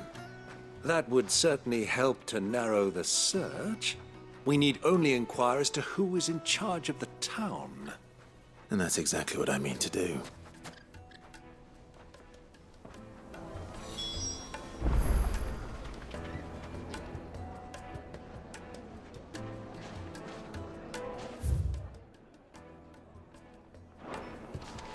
Looks like we won't be getting back to Drake's Fang anytime soon.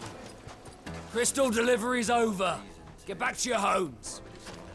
But... For God's sake. Anything I can help you with, travelers?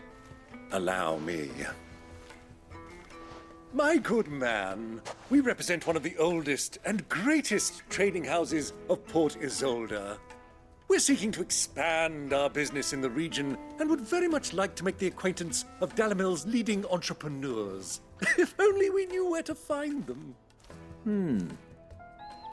Well, we're best known for our baths, our markets, and our smithies. I suppose you could do worse than start your search at one of those. Thank you. You've been most helpful. Oh, you wouldn't happen to know a lady by the name of Rosina Dalamil, would you? No. I can't say I do. Well, thank you all the same.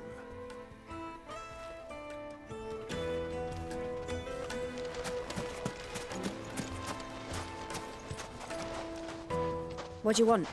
Can't you see I'm busy? I won't keep you long. I'm looking for someone. A woman by the name of Rosina Dalamil. Do you know her? Never heard of her. Is that all? One more question. If I wanted to find the richest trader in town, where would you recommend that I look? Oh, that's easy. The Briar's Kiss. Won't find a finer smithy this side of the strait. The owner's only a young sprig, but he's got all the right ideas. The Briar's Kiss, you say? Thank you. I doubt this young sprig is the person we're looking for. You said Sid's contact was likely to be an influential sort. Influence comes with age and experience, believe you me. Mummy, I want to play with the crystal. How many times do I have to tell you? It's not a toy. Can I help you? Yes, I'm looking for a woman by the name of Rosina Dalamil. A long-standing pillar of your community, I believe, from old trading stock. Then you should ask further. He's been here for years. Knows the place and its people like the back of his hand. And he's in with all the old merchant families. Try the baths. That's where you'll usually find him. Thank you kindly.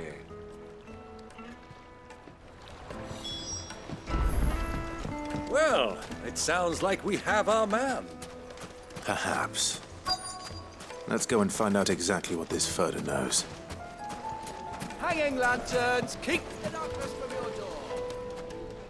Excuse me. Are you Furder? I am.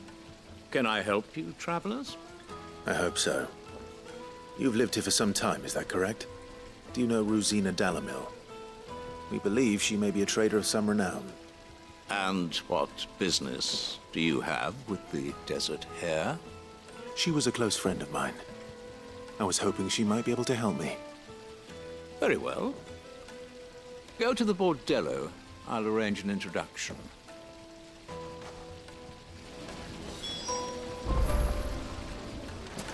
silver Do you think we can trust him? Only as far as I think he trusts us.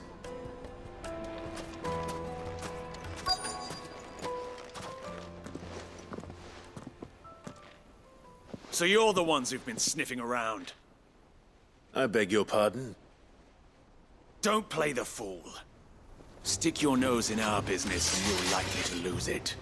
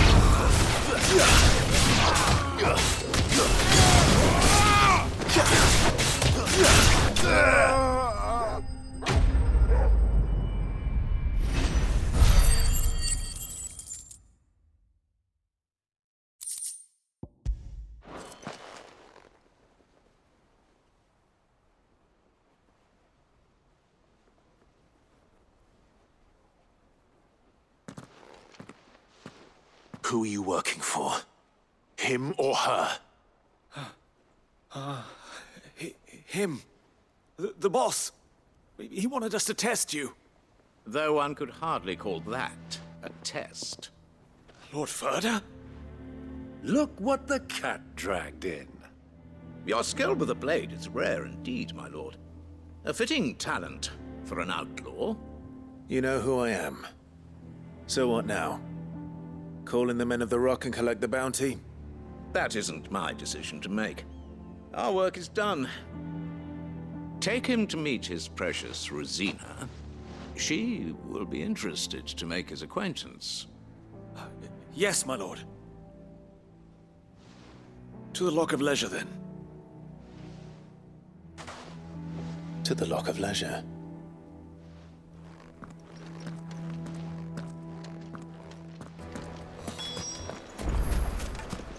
Lights and...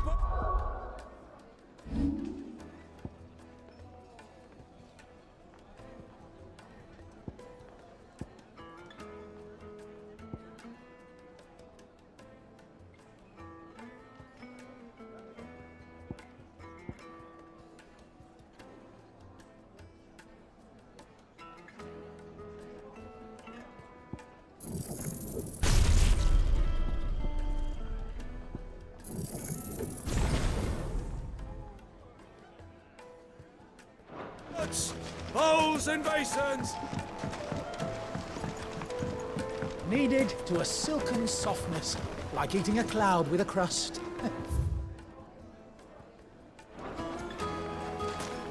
Take a sniff, good sir. My carpet!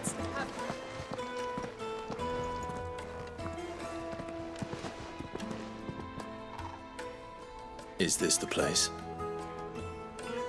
Ubor's Forge. The Briar's Kiss. Ah, so it was the young sprig after all. So much for Rosina Dalamil being a woman of experience.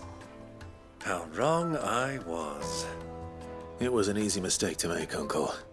After all, it must have been years since Sid last saw her. Sorry, him. Whoever this Lubor truly is, he's clearly a man of means. I'd say he deserves our respect. See that he gets it.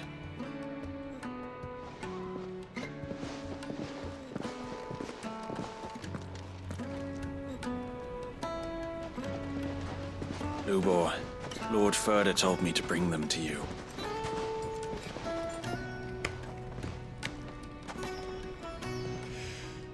My boys tell me you're in need of assistance. Sid the Second? I won't waste your time. I need passage through the south gate.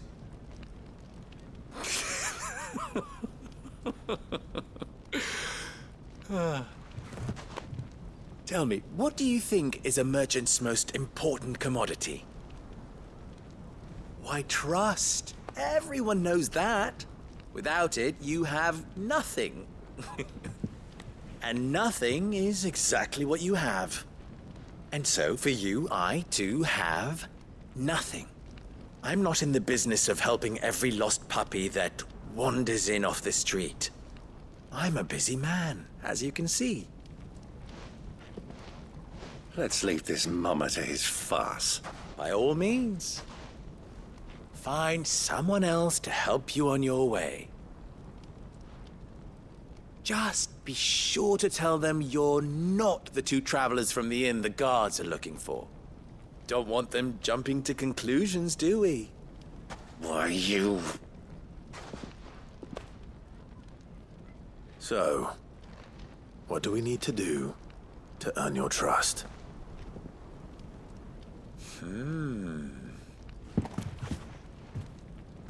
I like this one. Willing to do whatever it takes to get what he wants.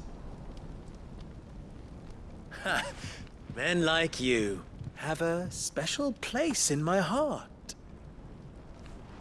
Why, you ask? Because they get me what I want. Always. Fine. So what do you want? Don't tell me you're going to listen to this swaggering scruff. We might as well hear him out. It's only natural that an ally of Sid's would seek assurances of strangers. Assuming he is an ally, of course. 5 years ago, he would have still been a boy. And yet even then I had more good sense than a man, 5 times my age? But enough of the pleasantries. We were speaking of what I want. I want you to put an end to the trouble in Dalamil. Return to me when you have done so, and you shall have my aid. Until then, I bid you good day. What trouble? If you're going to give us orders, be clear about them, damn you! Manners, Greybeard. One catches more damselflies with honey than with vinegar. What did you call me? My apologies. A word of advice in recompense. Follow the crystals. Oh, but that was 3. Oh, I'm making this too easy for you. Ha! It will be easy. Solving his little riddle should be like dealing with him. Child's play. Let us divide our forces, Clive. I'd rather not drag this parlor game on any longer than we need to. All right. Good luck, Uncle.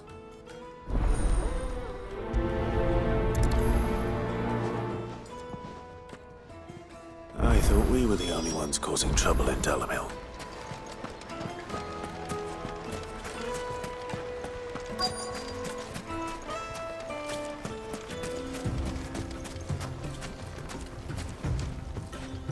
Excuse me. Is it true there's been trouble with crystals of late? You've heard, then? I've heard rumors. Damn thieves. Pilfering the crystals that were meant to fill our cups and light our stoves. Us common folk have hardly had a shard to share between us these last few moons. And it isn't as if we can buy them on the black market either. Whoever's taking them, they aren't sharing.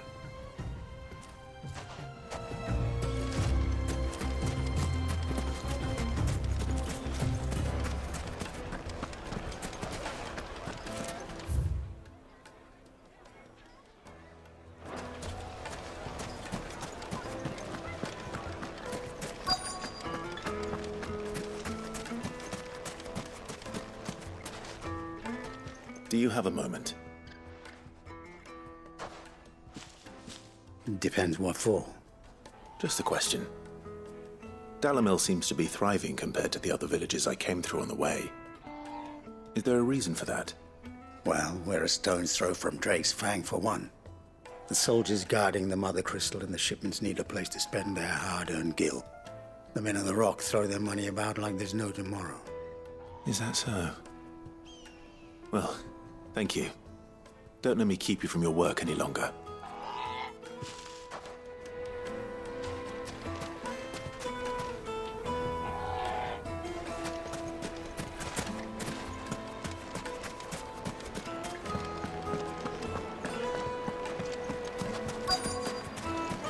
Juiciest meat from Greens. You wouldn't believe how much he gave me. Well, I hope you gave as good as you got. What can I do for you, soldier? Need that sword polishing? I'm not a soldier. Ugh, then be off with you. I serve the men of the Rock and the men of the Rock only. You have an agreement with them? Don't be stupid. I just know which side my bread is buttered. Don't want to be stuck under some pauper when they come knocking. With pockets deeper than Zemeckis and an urge to empty them. No, just leave, will you? Before you scare them off. I think I'm starting to get an idea of what's been going on. I wonder if Uncle Byron's learned anything of use. He'll probably be back at the inn by now. Fresh bread, warm from the oven. Yeah, have a taste. My carpets have pride of place. What was all that crashing and banging about before? Some out-of-towners picked a fight with the guard, I heard. Skulls for their trouble. It's you, the one who broke all our furniture. What do you want? Haven't you caused enough trouble already? I'm looking for my pal. Have you seen him? The gentleman who was with you? Yes, he's upstairs, but...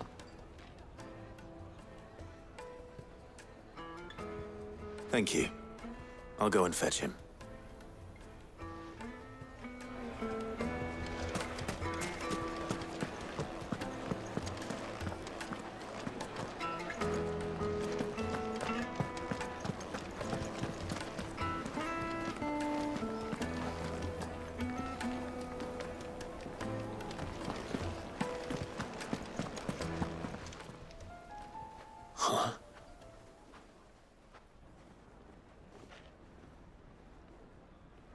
Will this suffice as a deposit?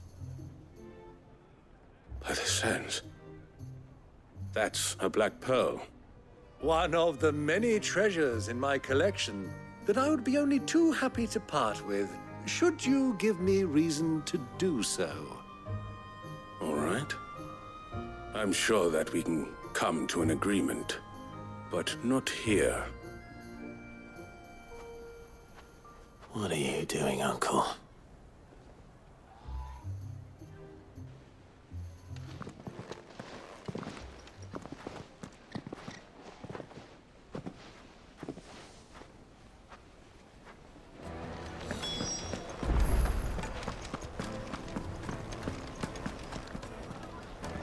Care to explain why you're giving gifts to Kupka's men? Bait, my boy. One cannot catch one's prey without it. And I do believe I've snagged us quite the quarry. I started by asking around the markets as to where I might purchase crystals. I had no luck, of course. It's forbidden to trade in such things. But my uncharacteristic indiscretion just happened to attract the attention of those uniformed ruffians.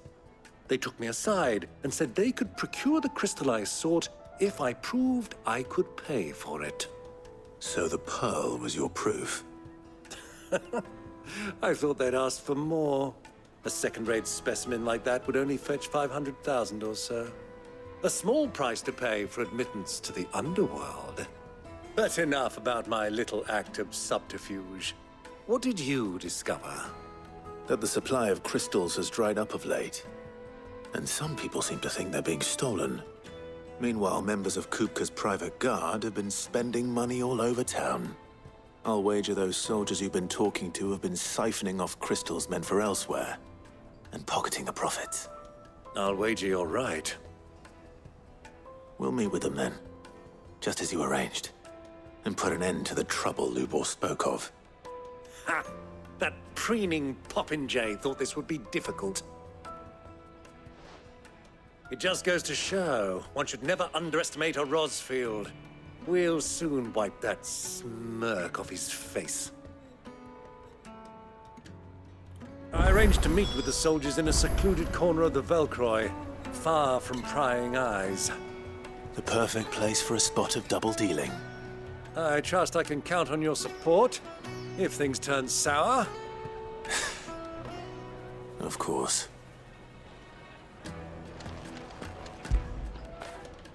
When did you get so big?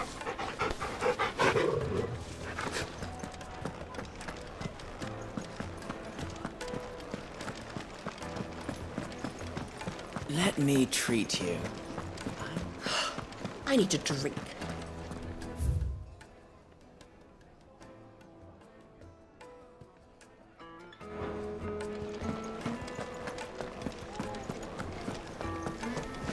Fucking men of the wrong. Anytime they pull their snouts out of cook's trough is where they want to lord it over us.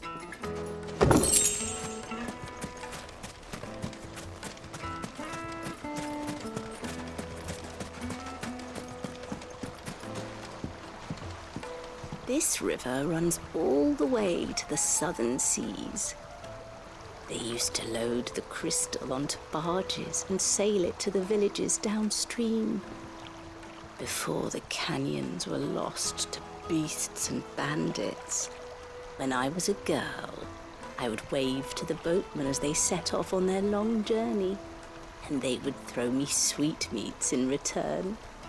Such happy times.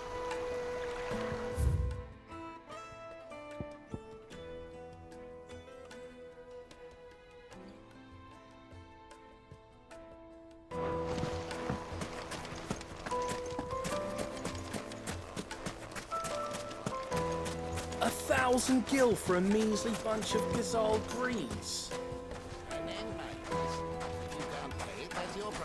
It's all the fault of this blasted war.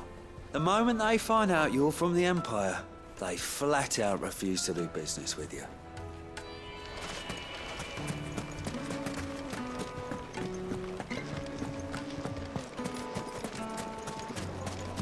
Made from the stoutest stoneware.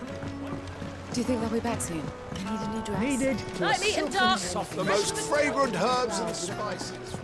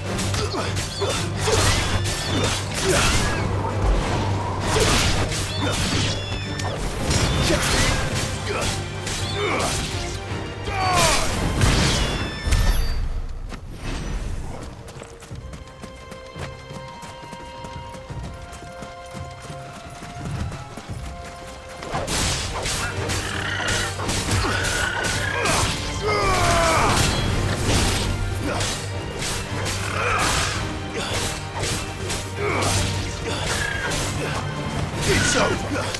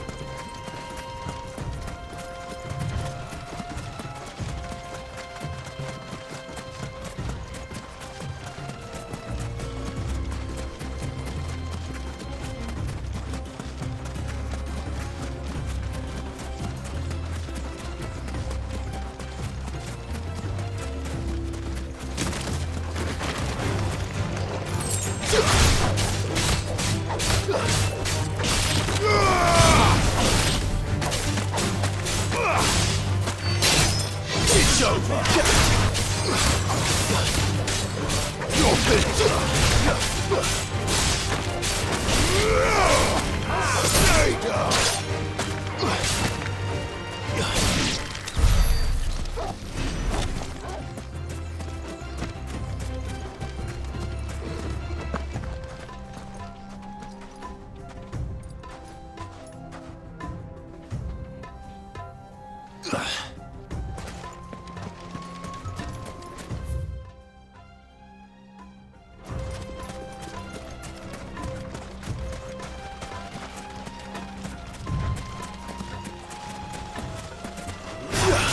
Time to fight.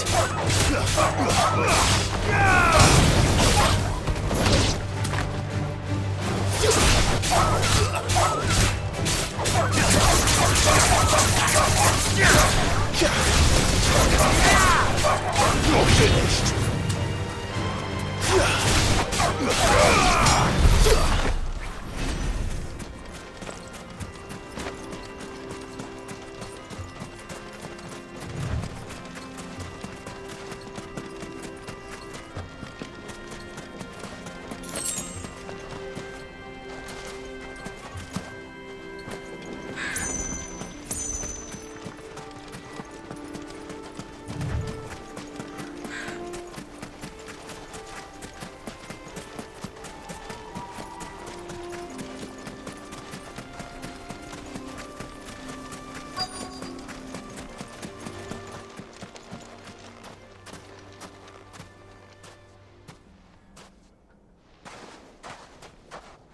I'll take it from here.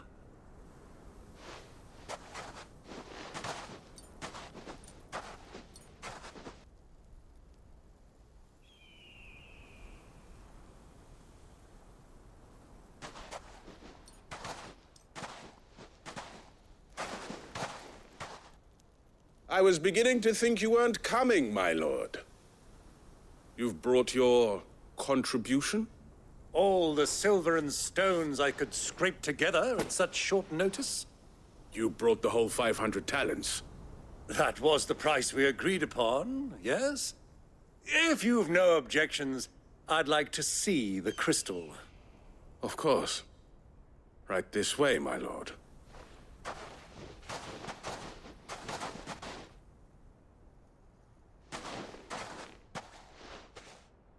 Not bad at all. You weren't lying about the clarity. But what of security? If I were to be stopped on the road, what guarantee have I that it wouldn't be seized as property of the Republic? Because these crystals are no longer the property of the Republic. You're not buying from us. You're buying from them. And we have no more jurisdiction here than you, my lord. But we have ships, and will gladly deliver to a port of your choosing, now that our price has been met. Royalists, eh? What brings you here? Why, to collect their share of Drake's Fang's blessing, of course. Our nations are allies, and so they are entitled to a portion of the Mother Crystal's bounty. And, being such good friends, we elected to increase that portion and share the benefits. And now that these crystals are officially property of the Kingdom of Waloed, we are duty-bound not to interfere, no matter where they might happen to end up next. Did you get all that? They're in cahoots! So it would seem. My lord, what is the meaning of this? Double-crossing dogs. They're not here to do business. Kill them. Kill them both!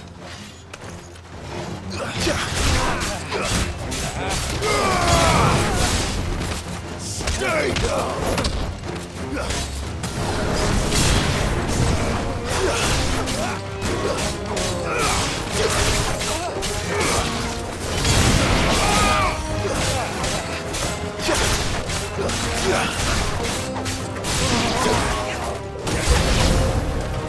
Not over yet, Uncle.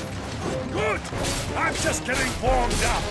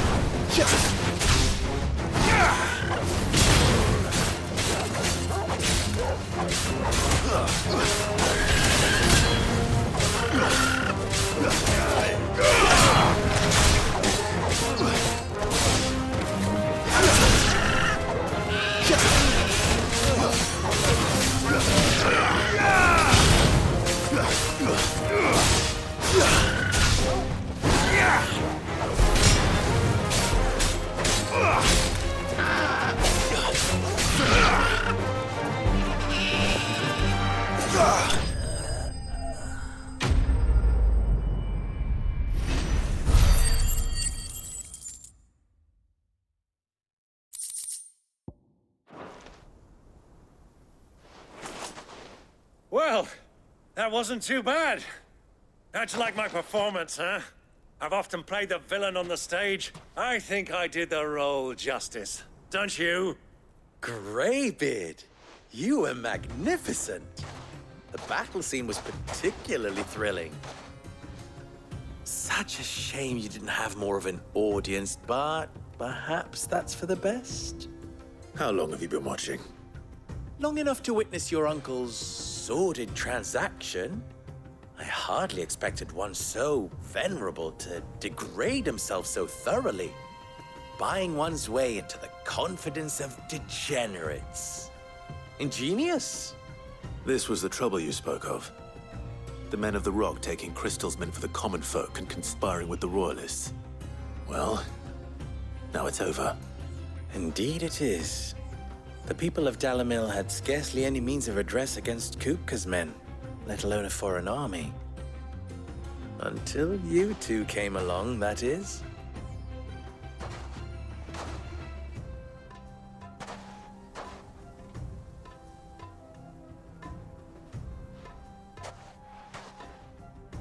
Well, we'd better get these crystals back to town. You won't mind waiting with them while I fetch a wagon.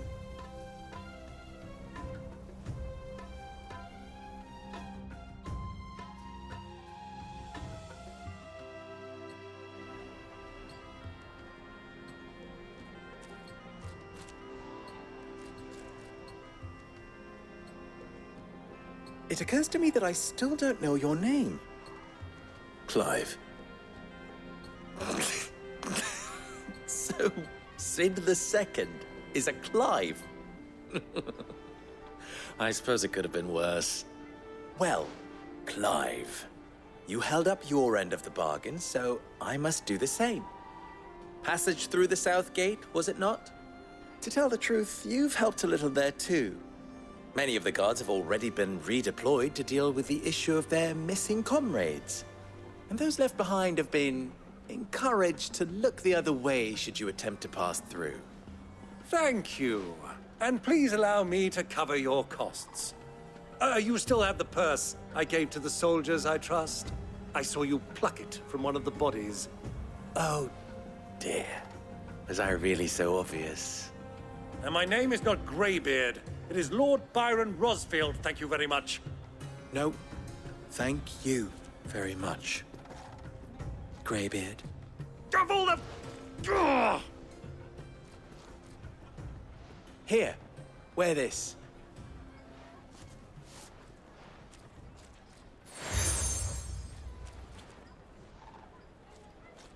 Any friend of mine who sees you with it shall be a friend of yours. Thank you, Lubor. And please, feel free to send one of my Stoluses back to your people. Tell them that Rosina Dalamil is back in bed with Sid.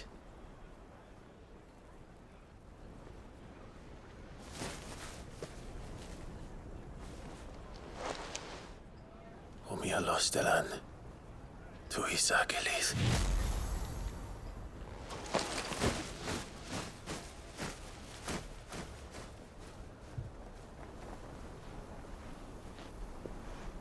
I'm trusting you, Sid. Or should I say, Clive?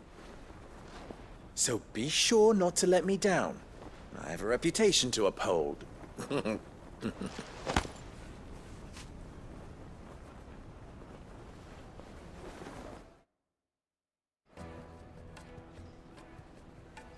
Well then, I wish you a safe journey south. Thank you. Not at all. It was my pleasure. Come on, Uncle. Let's go.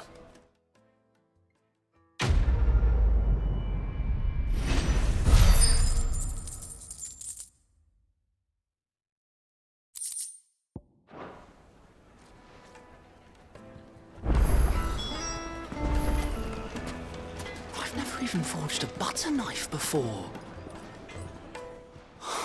Perhaps Forge Master Luber's having fun at my expense. I wouldn't put it past him. Neither would I. Oh, wait. Are you Clive? Sorry, my mind was elsewhere. I'm Sava, Master Luber's least accomplished apprentice. Soon to be former apprentice if I don't pass this test. Maybe I'm just not the resourceful type. People are buying up weapons faster than the Briar's Kiss can forge them, and here I am, unable to make a decent bit of kitchenware. He wants me to make a carving knife, one that embodies the spirit of Dalamil. Whatever that's supposed to mean. I don't suppose you have any idea what he's on about, do you? I'm afraid not. Never mind. Thought I'd ask. It was that or pack my bags. I could give you a hand if you like. I know how busy the Briar's Kiss has been, and that Lubor needs all the capable hands he can find. I'd be a fool to refuse. So, where do we start? Good question. If I'm honest, I've never made any kind of knife before. And then there's this little riddle to keep in mind. The spirit of Dalamil. Nothing is ever simple with that man. The way I see it, there's only one way we'll be solving Lubor's puzzle. We need information. The more the better. You're right. There's no point fumbling in the dark, I suppose. Now, who to speak to first? There's plenty of folk in Dalamil who use knives for a living. There's the butcher, of course, and any number of cooks. They're bound to have an opinion or two about the tools of their trade. All right. I think we have a plan. Let's get to it, shall we? I'll talk to every cook I can find. You speak to the butcher, and anyone else you can think of. All right. Good luck. Let's hope that someone says something useful.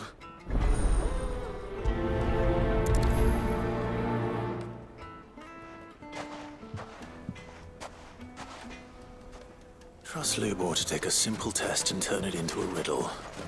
I'd better get to it. Is it true what I'm hearing? The finest fabrics! Welcome, sir. What can I do you for? A question, if you don't mind. I need to know what makes a good carving knife. You a blacksmith or something? Something, I suppose. Fair enough. Knives, is it? First and foremost, it's got to hold an edge. Most knives will make it through fat, no problem, but sinew dulls cheap steel in no time. Give me a blade which can slice through anything that crosses my chopping block, and I'm a happy woman. So a knife that stays sharp. Makes sense.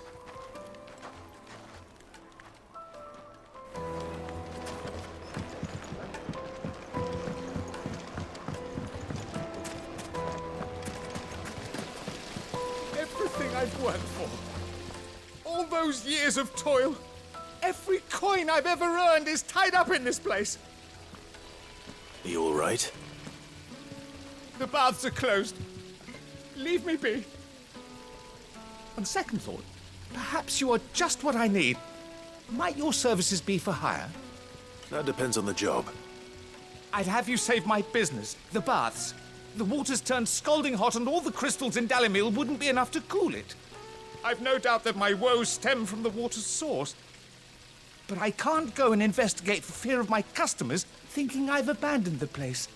I'm bound to these baths in more ways than one. I beg of you. Go to Dusnoff Terraces. Tell me what you find there. All right. I'll go and take a look. Wonderful. It's not far. Leave the market by the south gate. The smell of sulphur will guide you the rest of the way. These baths are all that keep me from an ignoble end in a debtor's prison. My livelihood, my very life, is at stake.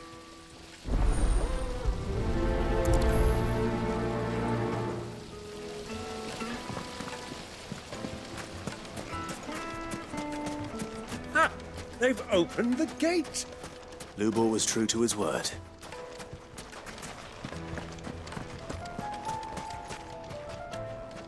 What is it? I'm in no mood for chatter. Sorry. Do you mind if I ask your trade? Hunter, why? I have a question. Can you tell me what makes a good carving knife? I assume you use one out in the field. Has to be able to put up with some punishment. Can't be dealing with a brittle blade, not while I'm on the hunt. If your knife snaps every time you use it, you'll be spending coin as fast as you make it. Times are hard enough as it is. Thank you. I won't keep you any longer. All business, eh? Man after my own heart. So, a carving knife should be hard-wearing and hold an edge. Hardly a revelation. Let's hope Sava had better luck than I did. Anything I can interest you in?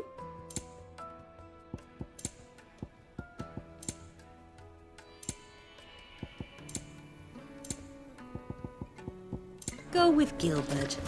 We should get going soon. Do you have water?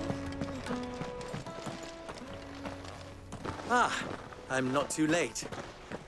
What is it, Lubor? A question that I neglected to ask earlier. Where is it that you're bound? To Drake's Fang. To finish Hugo Kupka. Just as I thought. Then allow me to share a secret.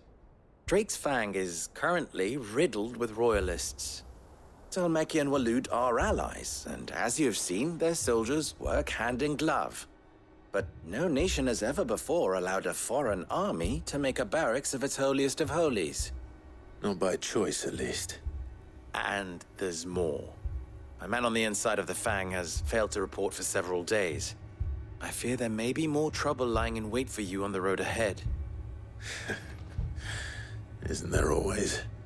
If you're determined to beard the lion's den, then promise me one thing. That you will enter via the mines, where the guard is lightest. I've lost one Cid already. If I lose another, people will start to think me careless. I don't plan on dying. Not before Kupka does, anyway. Well, so long as you have a plan.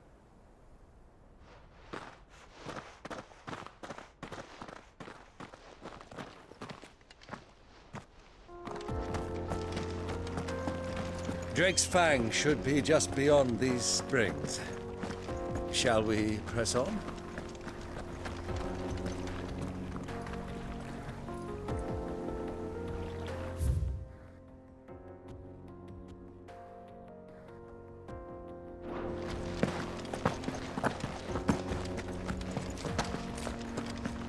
Come on, girl, the gate's open now, we can press on.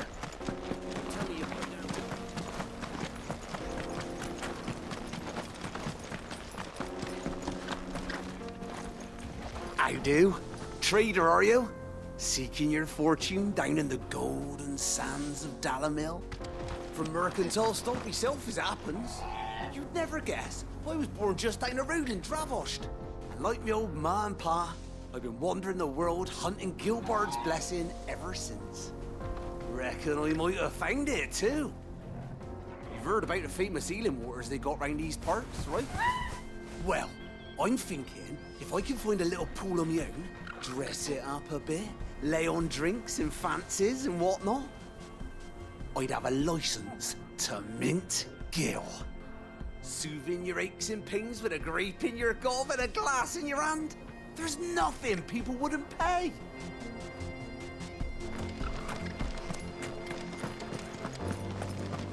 What the hell are those things?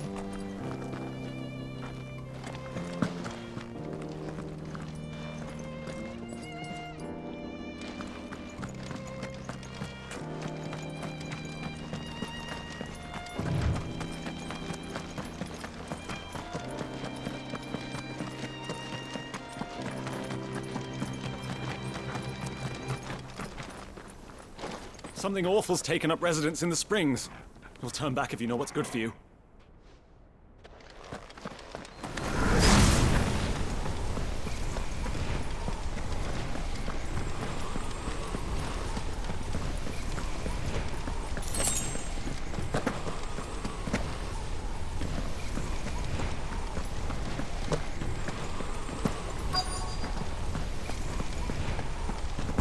Right. That explains the heat.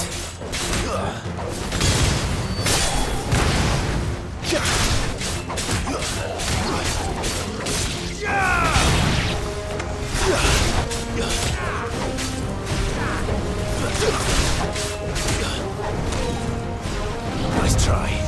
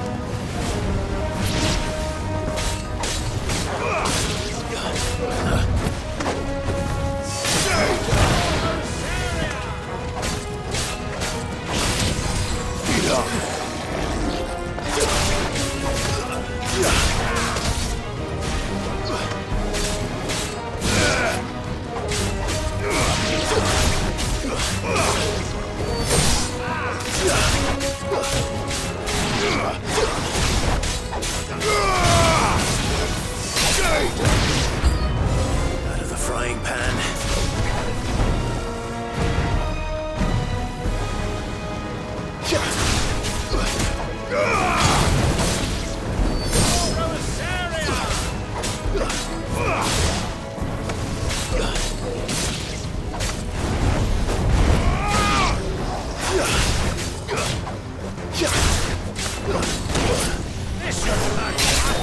More careful. To me!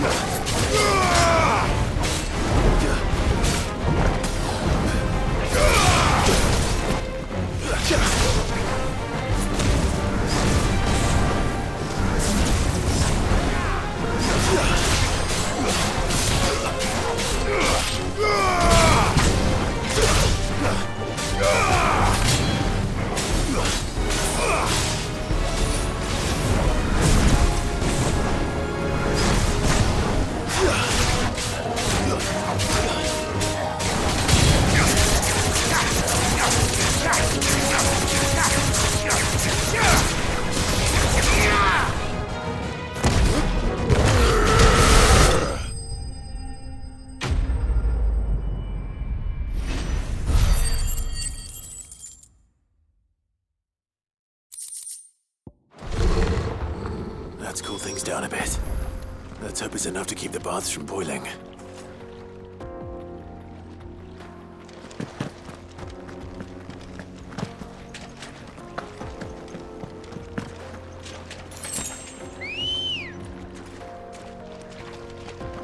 Let's go. Faster!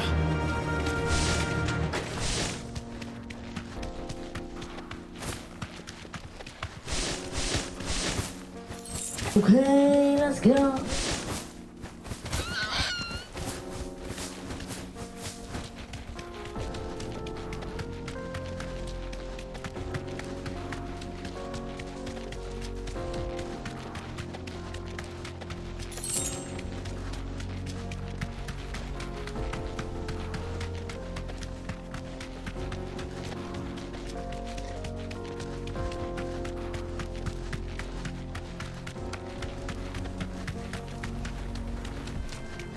Come on, girl, the gate's open now, we can press on.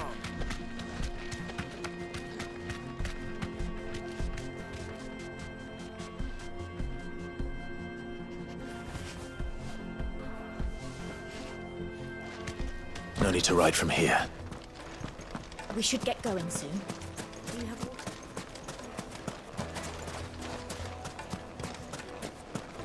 Sweet incense! What's hand? There he is! The man who saved my business. I was hoping we'd be seeing you again. The baths grow more bearable by the moment. It won't be long now before we are back to business as usual. I'm glad to hear it. Now, tell me this. What did you find at the terraces? What threatened to make me a pauper? Not what I expected, that's for certain.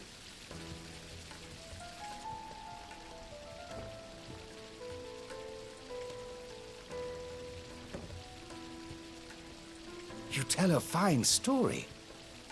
That's not to say I don't believe you, though. Creatures made of flame, eh? That's something new to worry about. But I burdened you with my worries enough already. Here, a small something by way of thanks. Right. It's high time I got back to work. With a little luck, the day might yet be salvaged.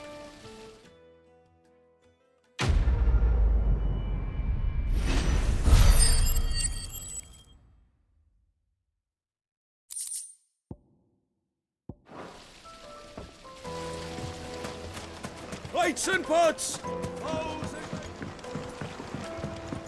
Kneaded to a silken softness. Yes, they're quite sort of.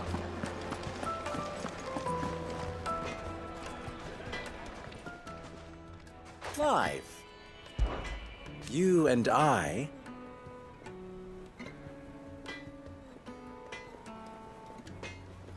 What?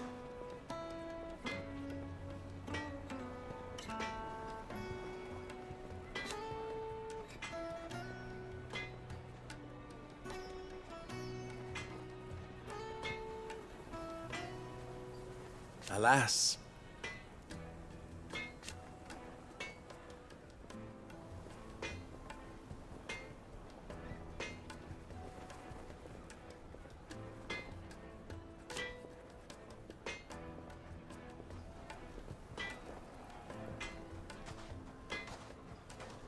Still...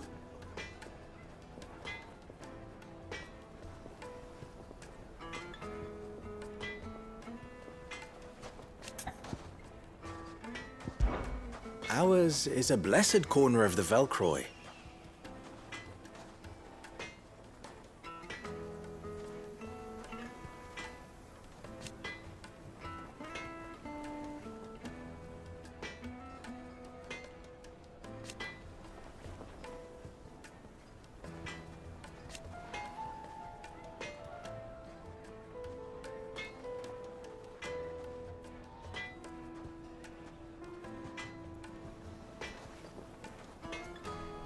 At least they did.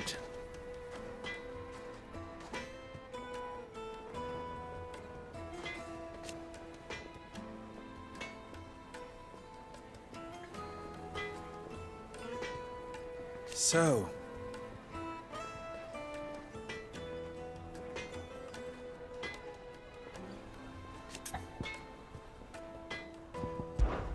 how very fitting.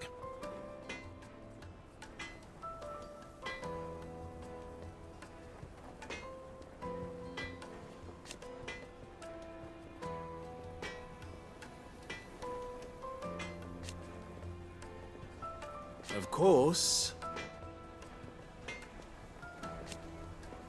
there's simply no other way.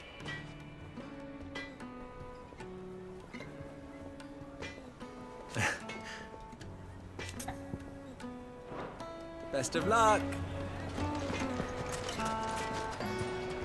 So, how'd it go? You learn anything useful, or should I be looking for a new trade? Only that a blade should be durable and stay sharp. But I don't see how that relates to the spirit of Dalamil. I didn't have much luck either. All the cook said was that he needs his knives to be light. Too heavy and they do his shoulder in. So we're no better off than when we started. Perhaps Lubor didn't mean anything with his Dalamil remark. But that can't be right. I've bandied enough words with the man to know that he chooses them carefully. No. We must be missing something. Something right in front of our noses, most likely. No doubt you're right, but I have to make a start soon. I can't put off making this knife forever. Agreed. Luba wouldn't like that much. Right. I've been trained to work iron. The cheap stuff, mind. But it's hardy enough if you don't hammer it too thin, and it sharpens up nicely with a bit of effort. Trouble is, it's either durable or it's light, meaning someone is going to be disappointed. Forge Master Lubor, probably. Is there no one else you can turn to? Someone who knows their metals, perhaps? The other apprentices know better than to help me with my test. But maybe there is someone I could turn to. A merchant, a favourite of Forge Master Lubor's, who sells metals to tradesmen passing through the Valcroy. I bet she'd know a thing or two.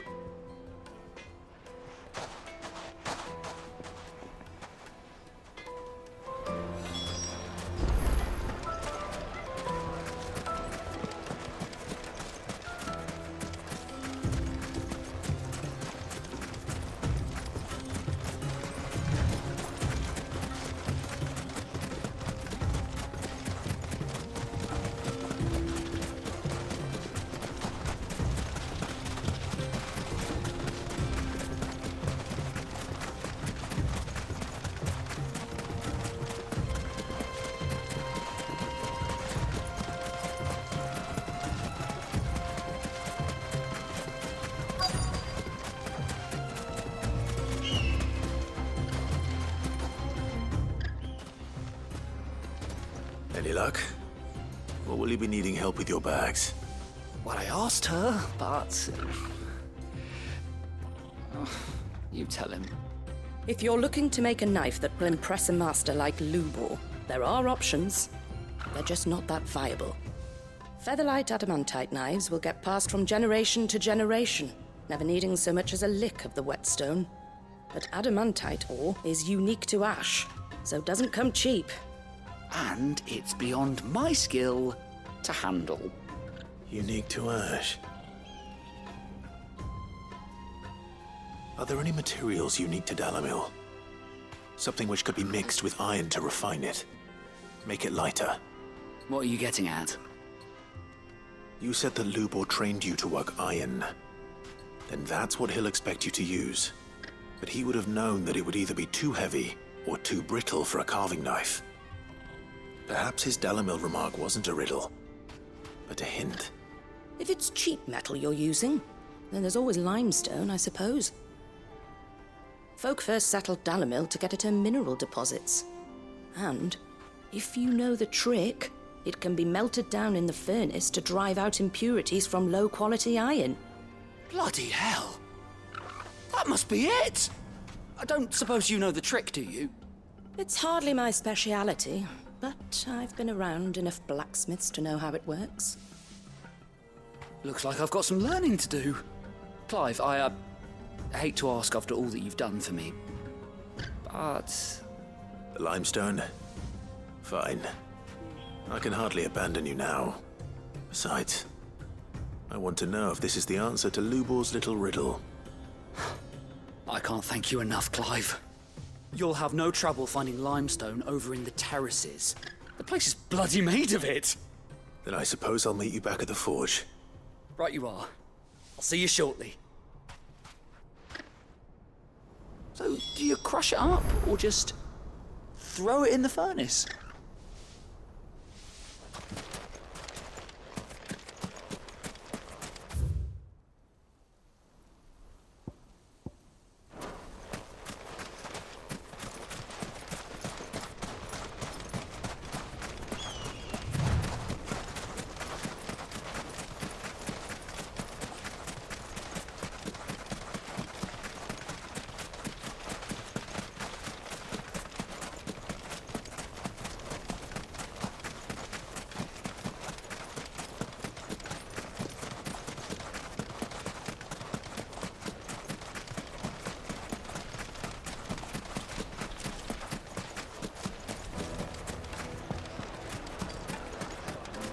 Is it true what I'm hearing?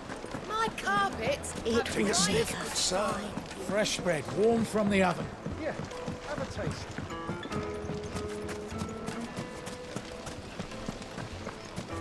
Hanging lanterns! Keep the darkness. Well, we can make our way back to the Fang now, at least. We should get going soon. Do you have...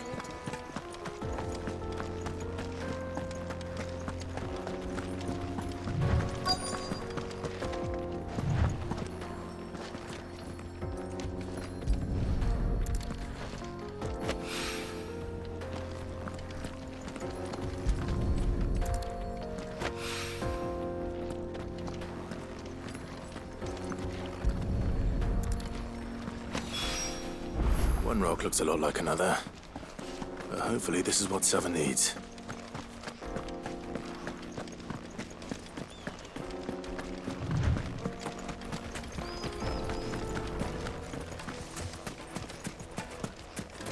Finally, we'll be able to get what's owed us. Just look at the deep... Made from the stoutest stoneware. The juiciest meat from Green's Fen.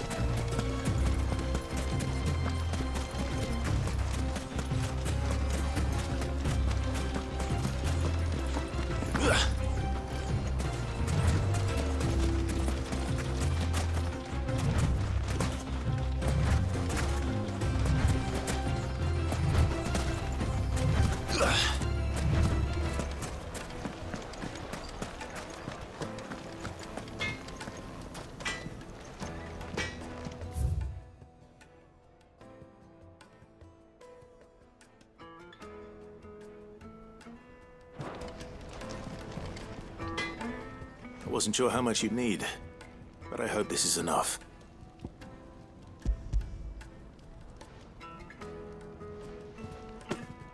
You are one of the good ones, you know that. You and that merchant both, she's got quite a gift for teaching that one. Now, time to see if limestone is the secret weapon we were hoping for.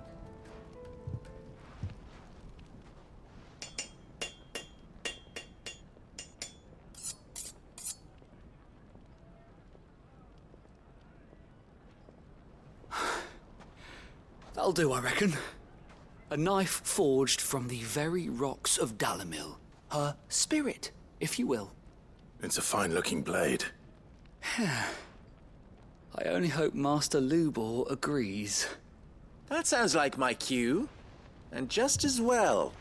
I was getting tired of waiting. I'm sorry, Forge Master Lubor. Let's take a look then, shall we? First things first, Sava, do you think this is a carving knife worthy of the fine people of Dalamil? I'd like to think so. But what do you think? What do I think indeed? It's sharp-ish, but it won't last long with hard use. And it's heavy, heavier than it should be. You might not think it just to hold it for a moment, but sell that to a cook and you'll never hear the end of it. It looks like someone paid a visit to the terraces.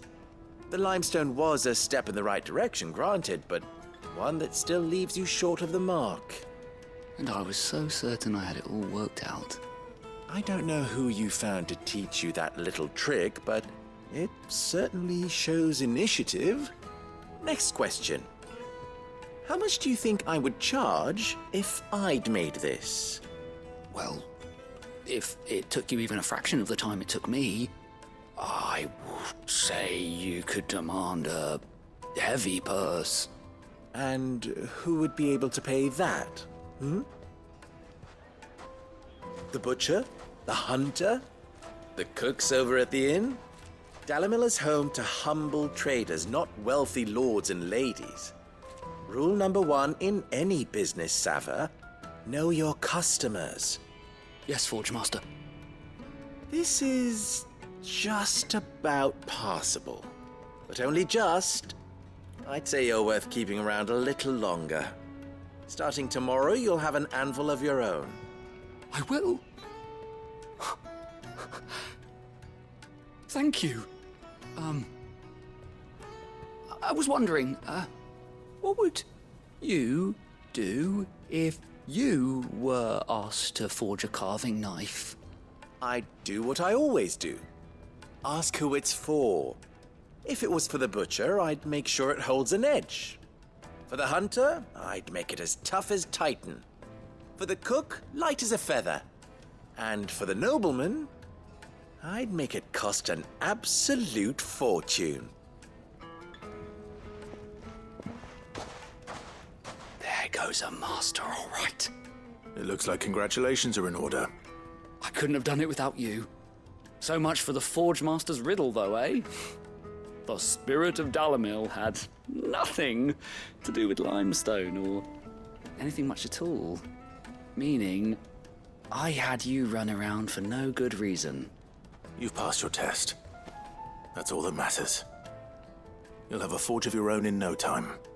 And when I do, I'll craft you the finest carving knife you have ever seen.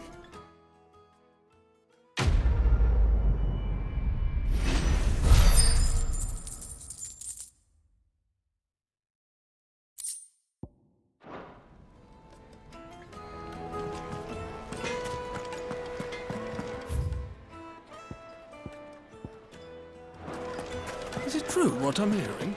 The finest fabric! Yes, they're quite sought after. Kneaded to a silken softness, like eating a cloud with a crust.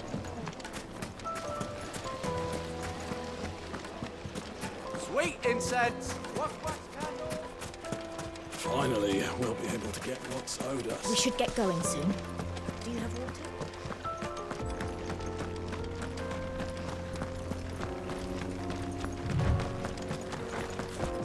Come on, girl, the gate's open now, we can press on.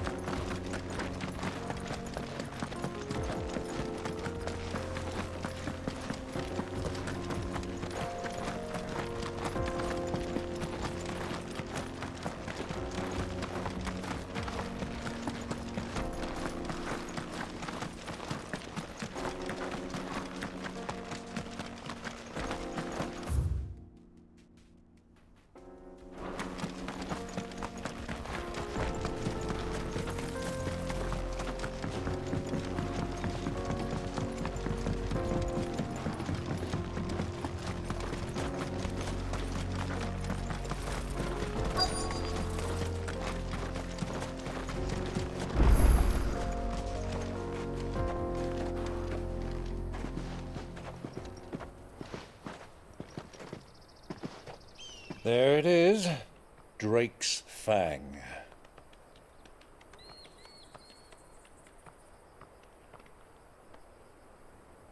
Kupka will be hiding inside. Along with goodness knows how many guards, all on highest alert. You'll need to keep your wits about you if you're to reach him. So be careful. I will, Uncle.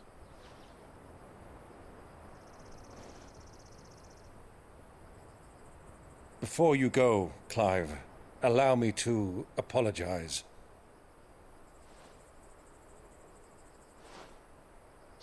After what befell at Phoenix Gate and the crisis that followed in its wake, I fled. I retreated to my counting house and danced attendance upon the vicereine in the hope it would bring me favor. I betrayed my nation to save my skin, like the coward I am. And I'm sorry. Uncle, please. It's not too late, Clive. Rosaria is yours by right, and there are those that would help you to take it back. Had I the courage of my brother, I might already have done so. But that ship has sailed. You, however... No. Forgive me, but I cannot. I fight to build a new world now. A better world. Where men can live and die on their own terms.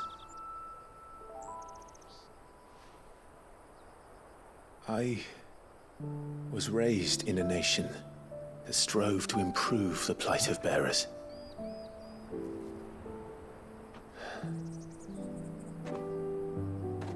Only later did I realize that spark of freedom did not arise by chance, but was kindled by my father. You would see me follow in his footsteps. And that is exactly what I mean to do. Not by ruling Rosaria, but by extending his ideals to the whole of the twins. Though every soul in the realm may judge my actions heresy, I am certain my cause is just.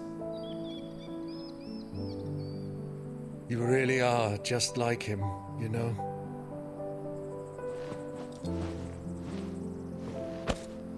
Thank you, Clive, for coming back to me. I am proud to call you nephew.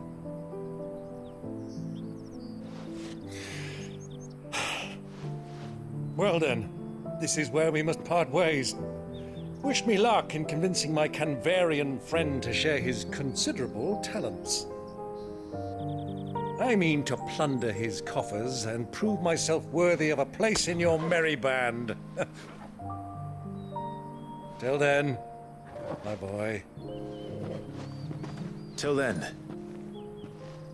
go safely, Uncle. And you, nephew. We have much to catch up on, you and I. I shall expect you to regale me with the tales of all your adventures when next we meet. You can regale me too, Torgal.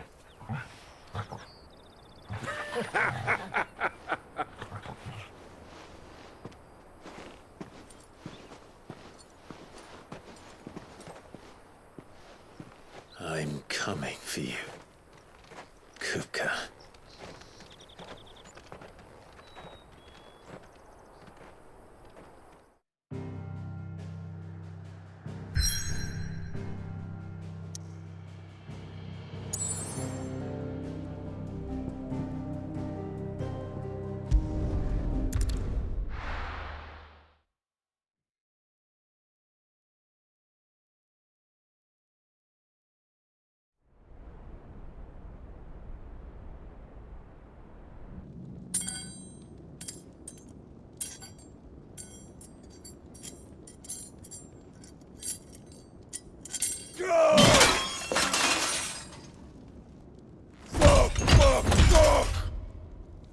What have they start? What has that gutter rat done to me?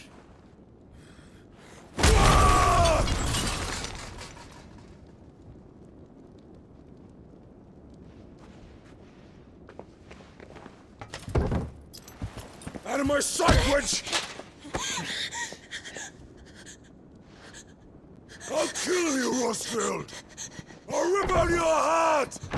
I'll tear you limb from limb! Peace, Hugo. The table shan't hurt you any longer. He sought to humiliate me. Me! If you hadn't interfered, he would be dead! You truly believe you would have triumphed had the battle continued? Titan would have ground him into dust! And how would he have done that without his head? Shut up! You weren't strong enough, and you call yourself a dominant. Or rather, you did. You mock me, Harbert.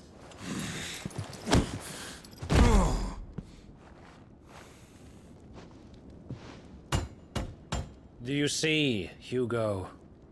You are weak. Fuck!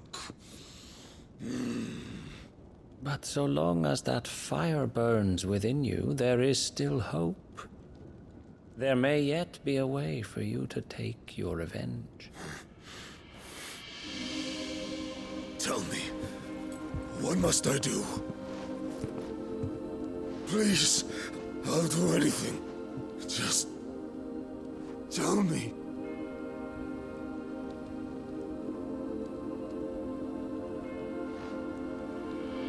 The heart. What of it? A Mother Crystal's heart is the most concentrated source of ether in all creation. Perhaps you could take advantage of that. Of course, the crystal would not yield her blessing to any ordinary man. But then, you are no ordinary man, are you, Hugo? Clive Rossfield stole your power, but others have suffered a similar fate, and still managed to find the strength to conjure their icon. Like Benedicta Harmon. She too drank of the ether and gained a power beyond human understanding. She did.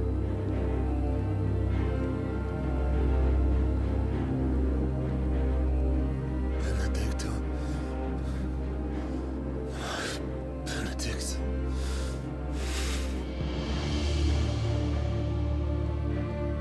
I'll do it. My love. I'll avenge you.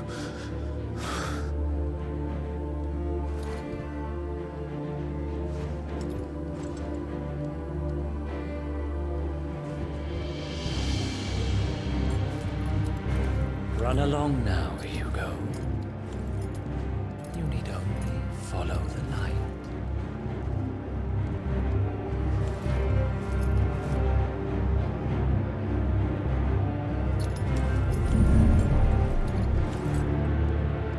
Muthos is here. Very well, it shall be so. You may leave everything to me, Your Majesty.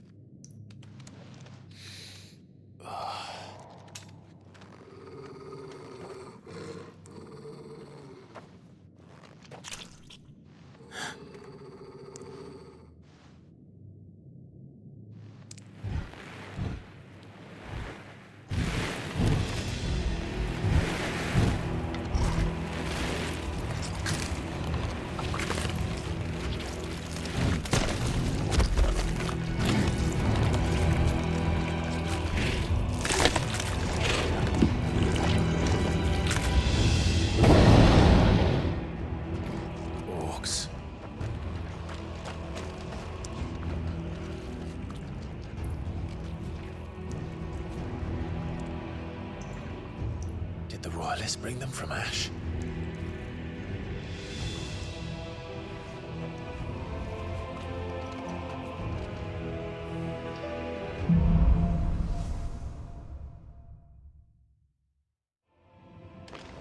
Are the Beast then part of the Waluda army now?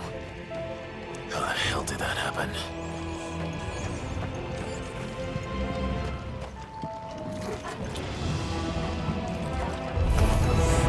They've spotted us. But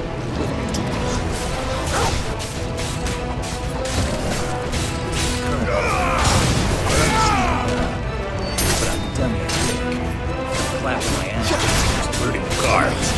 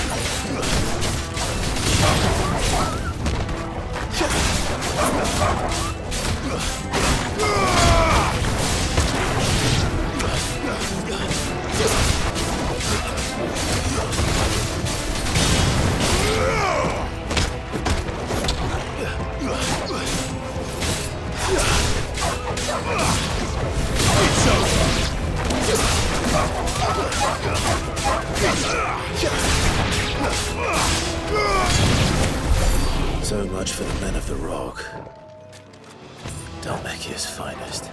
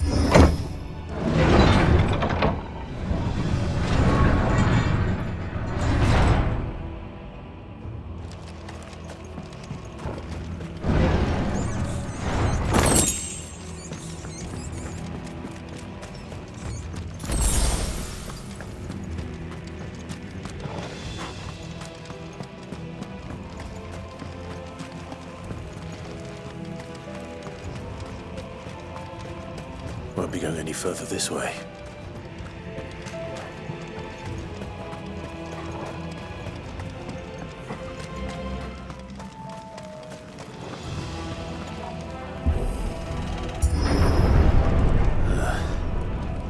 Stairs.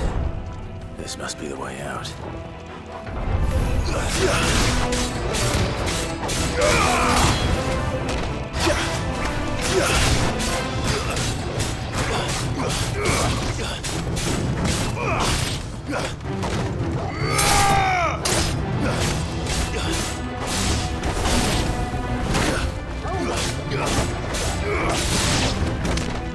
Stay down!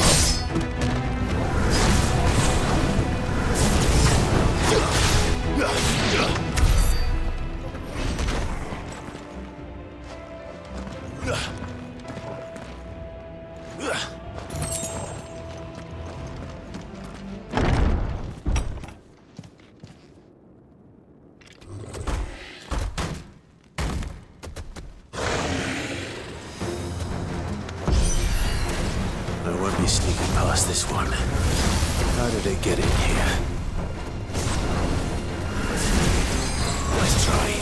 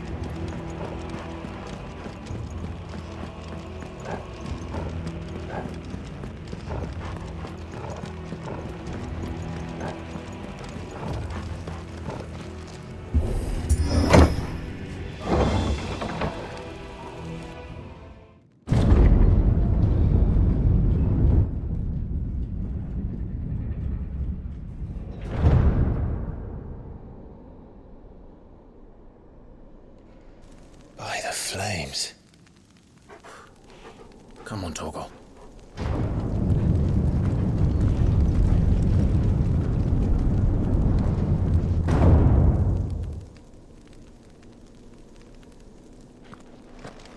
Kuka never did do things by halves. As if taking the Mother Crystal for his own wasn't enough. He had to build his castle in it.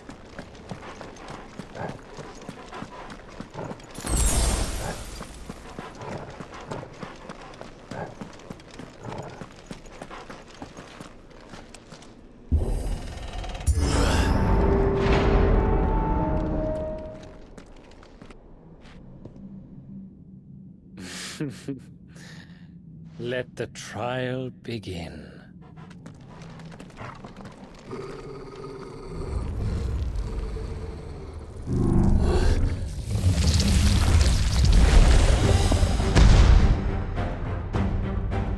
What the hell?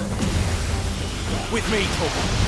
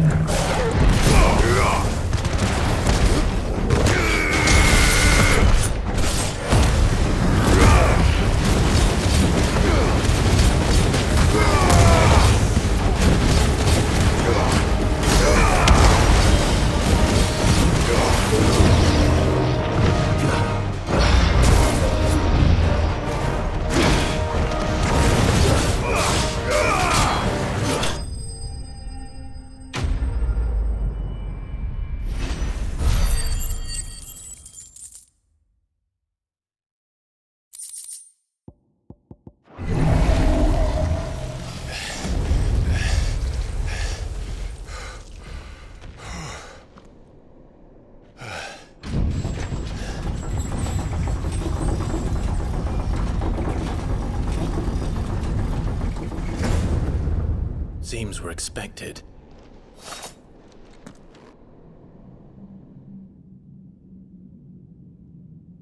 So this is the power of Mythos.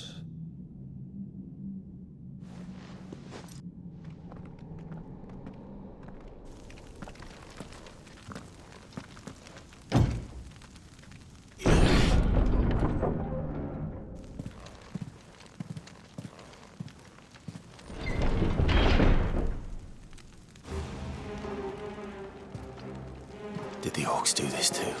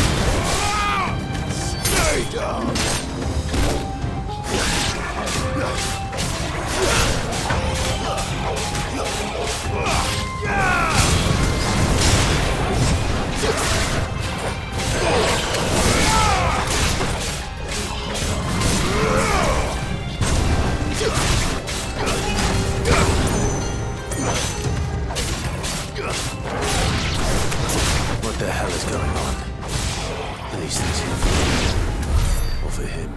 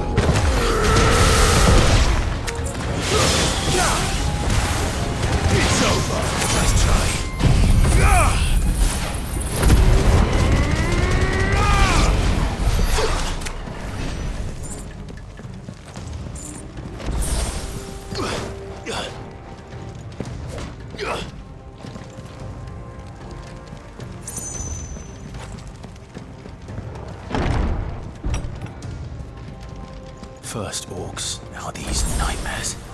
Is this your doing, Ultima?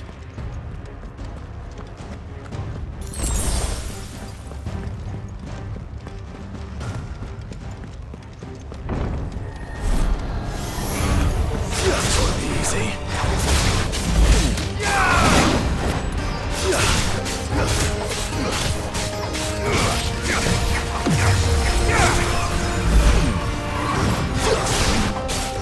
It's over.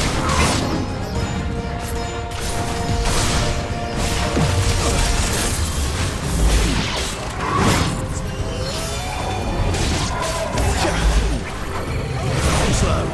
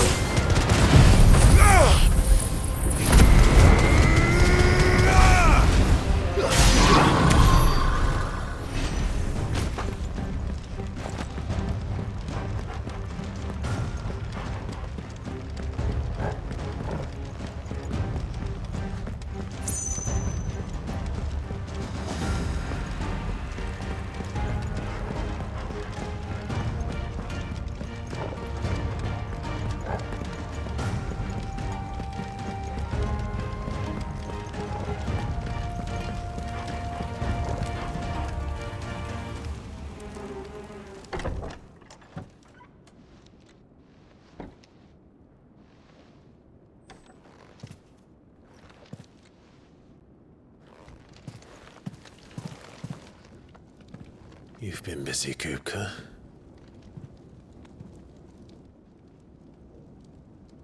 But where did you go?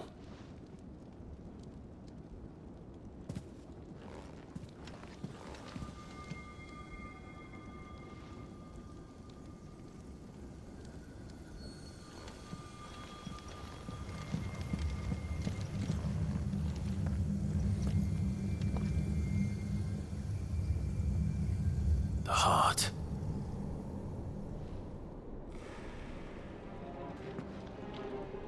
He's in the sanctuary. I can feel it. Come on, Toggle.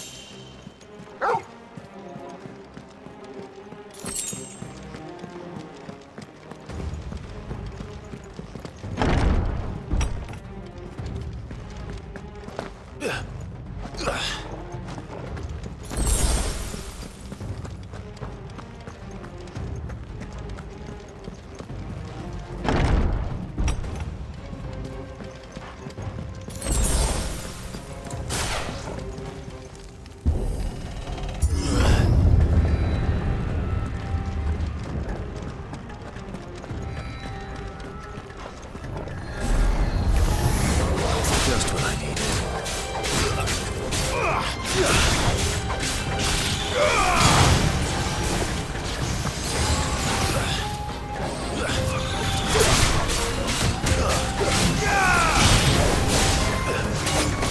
It's over.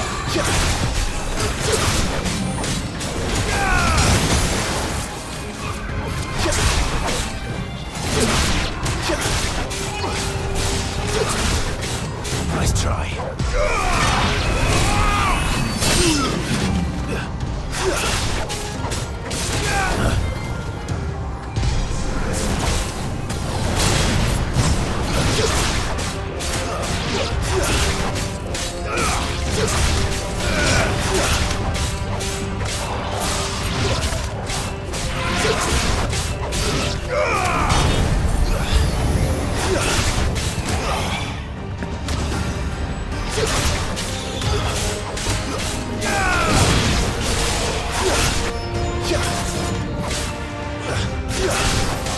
Nice try.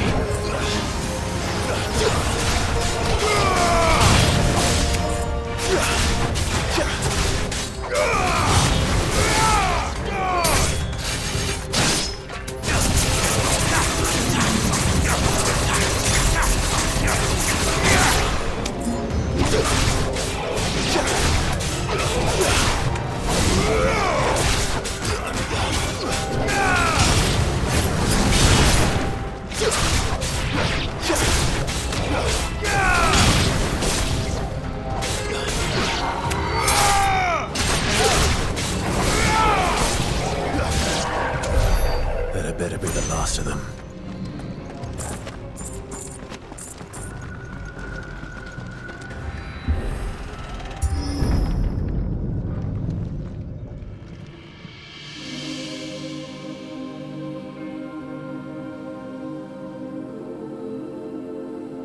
Benedicta, my everything.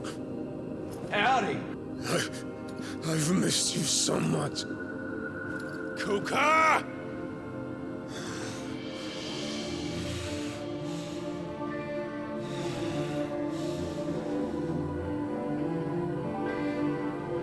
I swear to you, my love, we will never be parted again. What's wrong with him?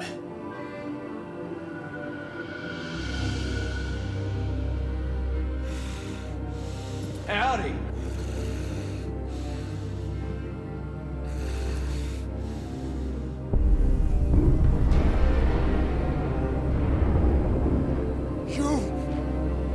Get away from her!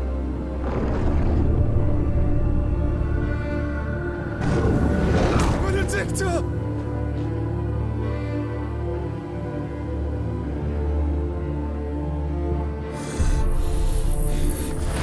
I'll kill you, Roswell!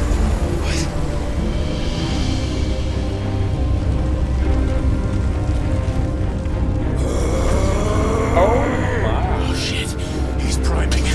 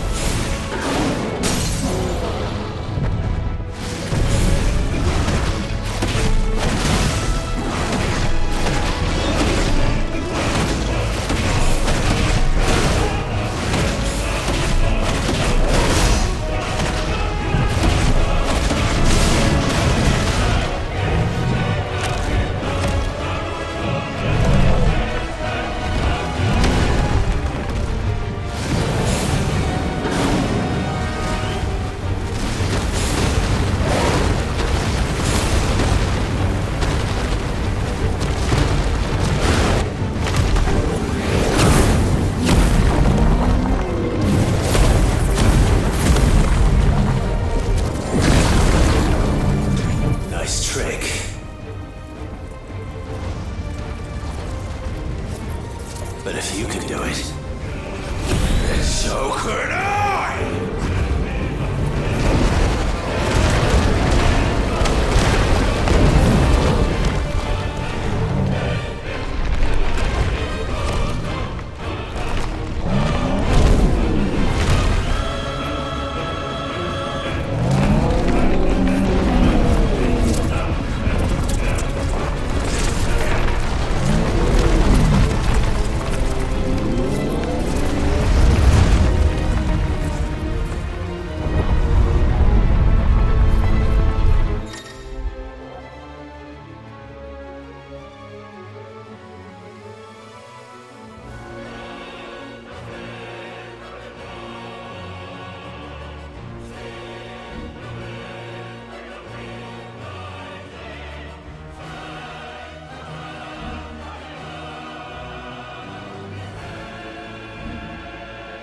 Let's give this a try.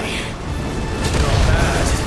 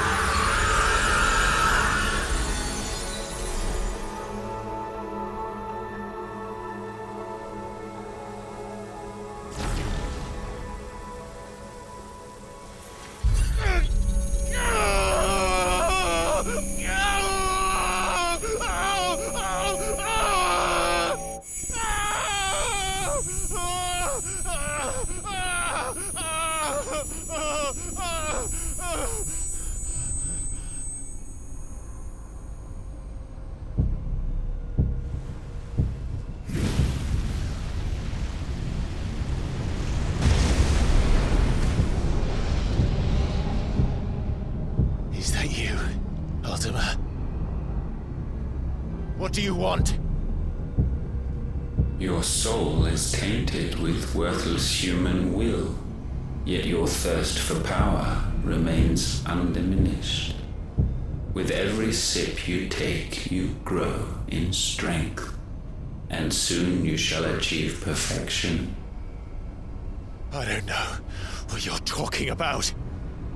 You will accept us, Mythos. It is inevitable. You were created for this purpose, and you shall serve it. Never!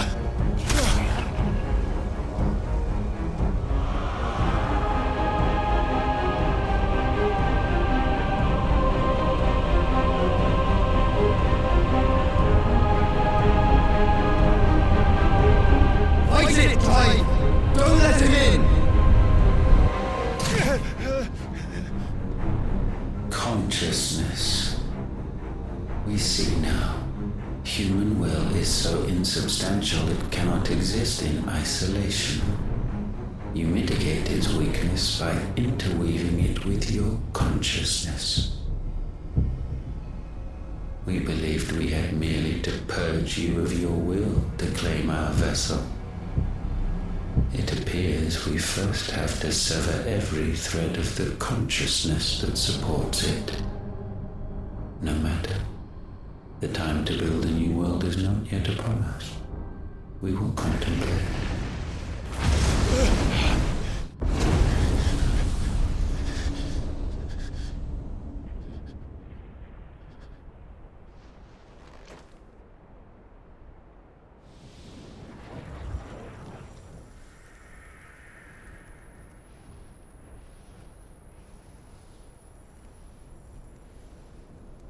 Thank you, Joshua.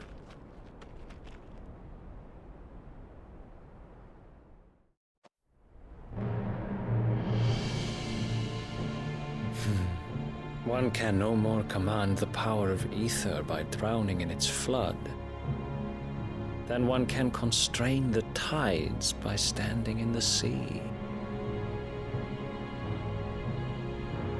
I had thought Hugo wiser than this, but it seems his head was full of rocks after all. Titan was strong. Your Majesty. But Mythos is stronger. For 5 years, that man lived only for revenge. Clinging fast to a fiction, even as it swept him into the abyss.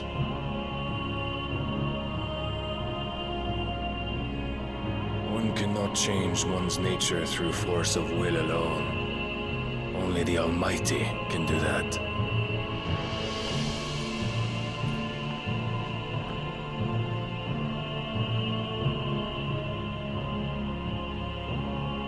Hugo Kupka. The man who gave his life for a woman's head. A fool like all the rest.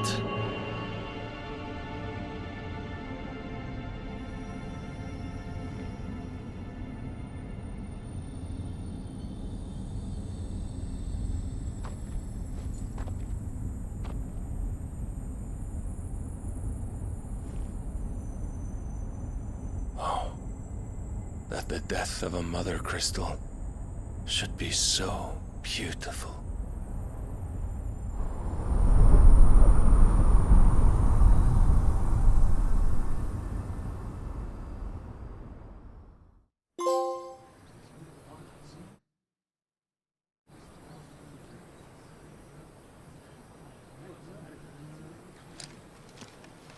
Some medicine, my lord?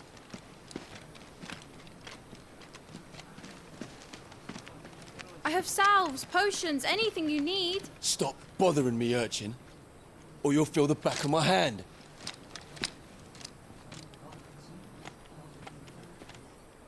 You must consider your health, my prince. If a show of force is needed to keep the Dalmex at bay, you may trust in your dragoons. I beg you to call on Bahamut only as a last resort. His strength comes at too great a cost.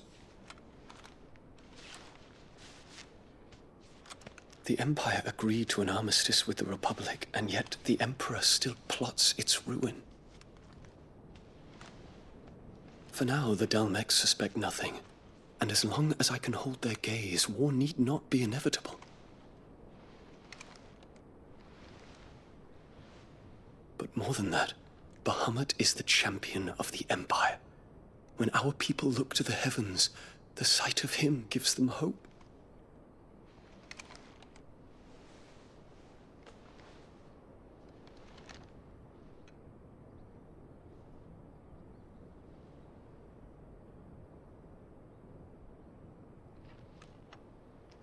Forgive me, Terence.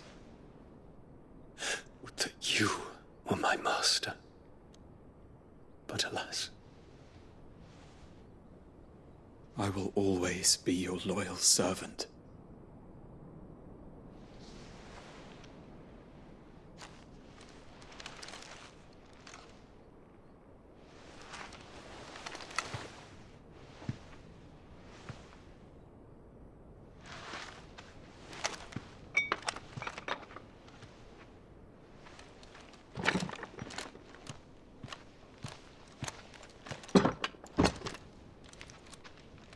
Should the Council's brazen maneuvering prompt the Republic to tear up their own treaty and launch a new assault, our soldiers would advance to meet them, cutting across the Central Isles, but not in time to prevent their forces from breaching the southern defenses and storming Twinside.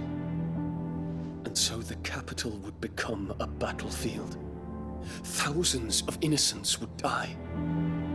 I cannot allow that to happen. There is one small mercy, at least. You will not be forced to do battle with Titan.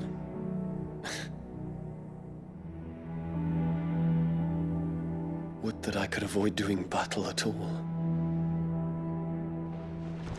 1,000 pardons, Your Highness. What is it?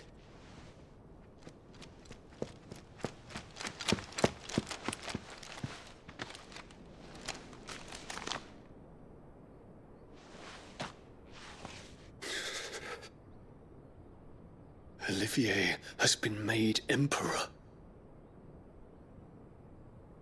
What is the meaning of this? My father's orders. What were they? Quickly! Yes, Your Highness. His Radiance requests that Your Highness maintain position here and... Ah!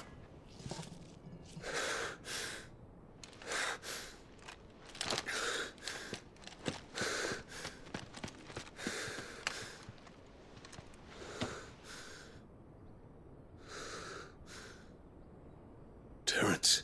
Yes, my prince. I must go to the palace. I'll ready your steed.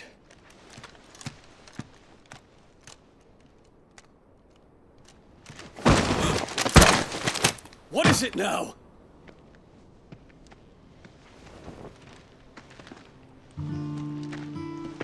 Forgive the intrusion, Your Highness. I know you. At ease. We stand in the presence of the Phoenix. You wouldn't want to get your fingers burned. I hope I'm not interrupting. Not at all. Though I admit, I did not expect such a distinguished guest. How many years has it been since the Remembrance ceremony? 20? I thought you long dead. Do I address a ghost? Many have told me that I look like one. But no. I'm alive. Just. Prince Dion of the House Lesage, I have a tale to tell you.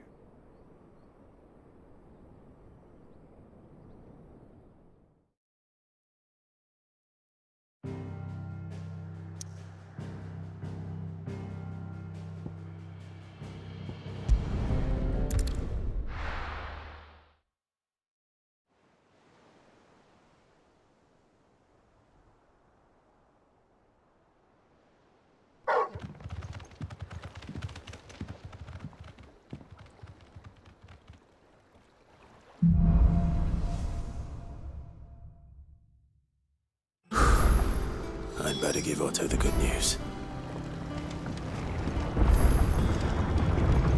What way is he catching up?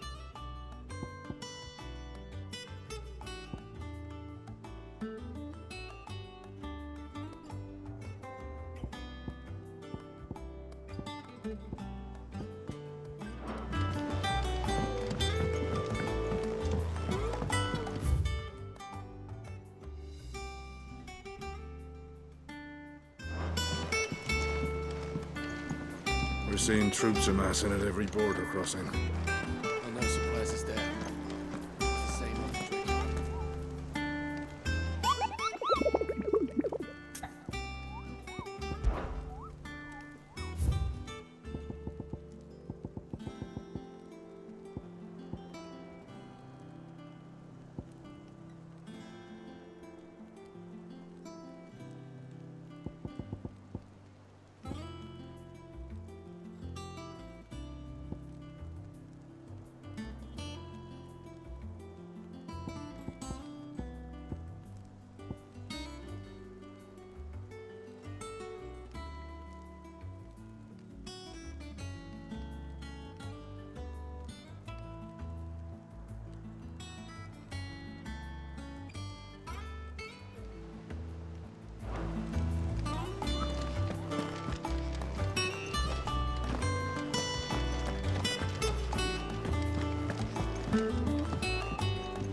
Here for another of my lectures.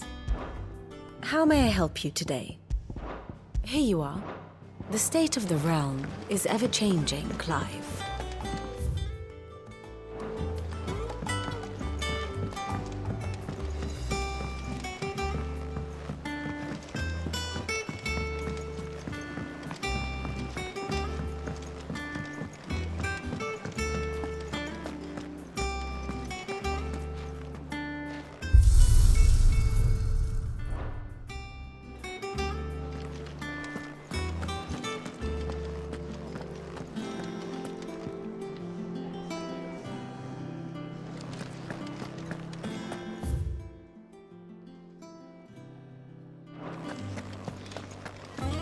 If the state of our coffers is anything to go by.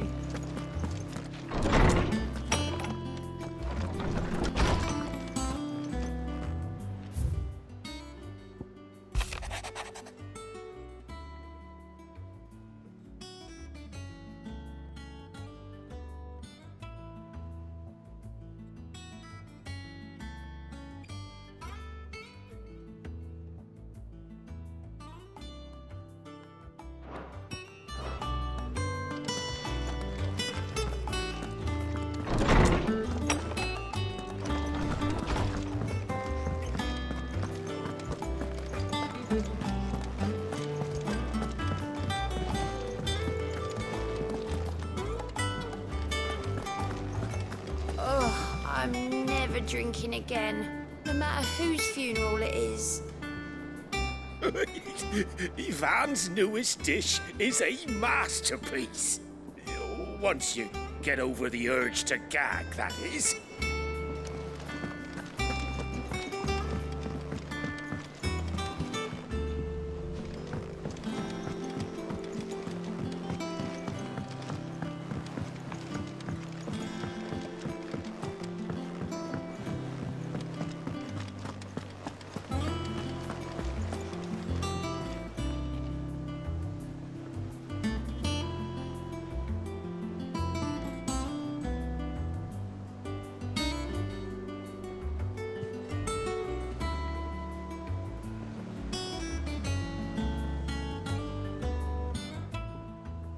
Welcome to the Patron's Whisper.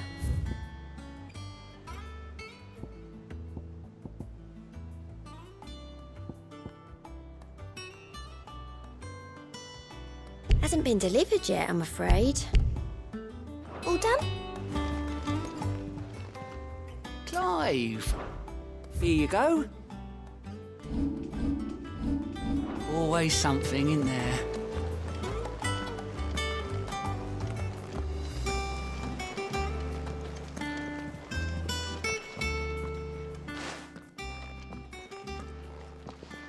Clive, you're back. I am. And with glad tidings for once. Hugo Kupka is no more. Well, I'll be. All of our comrades who lost their lives back at Sid's place be smiling down at you right now. We had a stolus from Lubor saying Drake's fang had fallen. I expect that was your doing as well, was it? It's a long story. One for the history books, I'll bet. Welcome home, Clive. It's good to be back. You look better. I feel it. Which means I'm coming on your next little adventure. You're not leaving me behind again. Wouldn't dream of it. Otto, any word on the Royalist movement since I've been away? Shouldn't you be putting your feet up? If you really want to know, go and have a word with Vivian. Thank you. I will.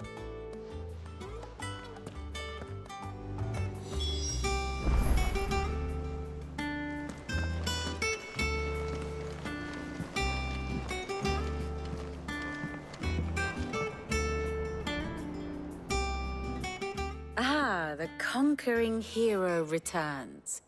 And with hardly a scratch on him. I may have picked up one or two.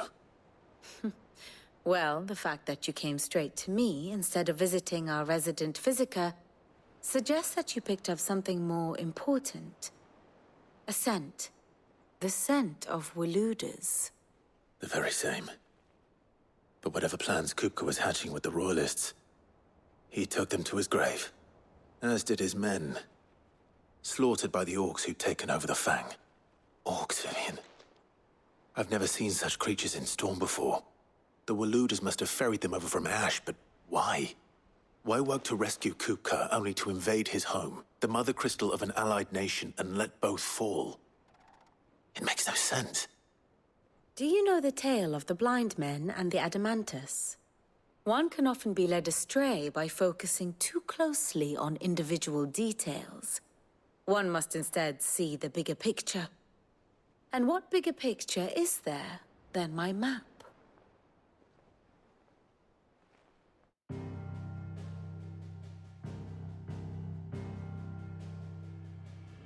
The Kingdom of Waloed claims dominion over all of Ash. It is a nation forged by the bloody conquest of Barnabas Tharm, the dominant of Odin. The Canvarian War of Independence in 849. The Battle of the Twin Realms in 865. The Battle of Belinus Tor in 873. Wheresoever his armies fought, Odin was found where the fighting was fiercest. But of late, the warrior king appears to have laid his sword to rest. Battle rages for control of the crystalline dominion.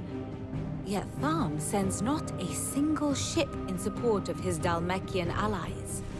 Meanwhile, the Blight ravages great swathes of Ash. Yet warlike Waloed shows not the faintest interest in laying claim to untouched lands. So why go to the trouble of sending an army of orcs into the heart of Drake's Fang, only to make no attempt to claim the Mother Crystal for Waloed? It can hardly be for lack of men. Tharm's armies rival any in the Twins. No. We have not seen the last of the Waluda standard. Odin will ride again. It is but a question of when. And on that day, who will be trampled underfoot?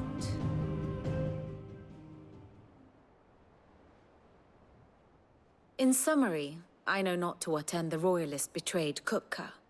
I know only that it is part of some broader scheme. A scheme tied to the ambitions of one man. King Barnabas. But there is no need to wallow in confusion. If one is to cure a sickness, one must first identify the symptoms. And your Lord Uncle has volunteered to do just that by keeping an eye on the Royalists' movements. He's really throwing himself into this. Indeed he is. Which means all that remains for us to do is await his reports.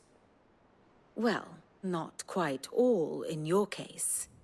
The people of the Hideaway must hear the news. Justice has been done. Hugo Kupka is dead. The wounds he left that night are still raw, especially for those who lived with Sid the longest. Tell them that those wounds might finally begin to heal. Consider it the price of today's instruction. I've never known you to be sentimental. What can I say? I am only human. And we are, all of us, sentimental animals at heart. I suppose we are. Very well. I'll go and spread the word.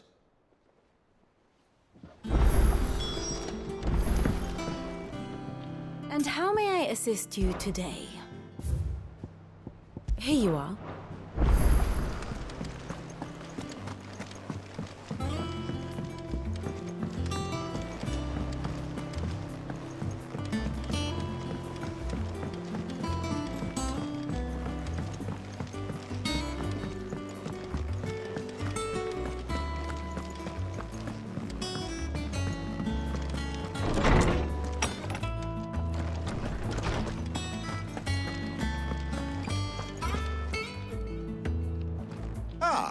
Clive, have you come seeking the gift of knowledge? No. To share mine, actually. Hugo Kupka is dead. Oh my. Can it really be true? Look, he's crying. He is. The big baby. And with good reason, children. These are tears of joy. We must offer up a prayer to your parents that the heavens might weep with us. There shall be no lessons today, only thanksgiving and merrymaking. Go, put away your things. All right. Brilliant.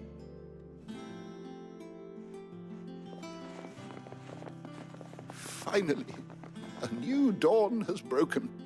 It has. Thank you, Clive. I cannot wait to share the good news. Hippocrates. After Kupka fell, Ultima came to me. I need to know what he is. Have you learned anything? Alas, no. And not for want of trying. I have scoured nigh every historical tome in our collection and found nothing. Not even the sort of conspicuous absence that might suggest a concealment of fact. One is almost tempted to conclude that such a creature never existed. But I saw him. With my own eyes. I don't doubt that you did. Alas, it seems you are the only one who has. To others, he reveals naught. We see only that which he leaves in his wake, like some terrible force of nature beyond the ken of mortal man. A bringer of death. Whether the Ultima you met with was the being itself, or merely another projection of its power, I know not. But until I do, my investigations shall continue. Thank you. It means a lot.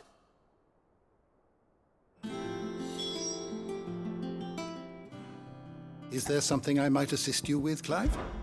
I have said it many times.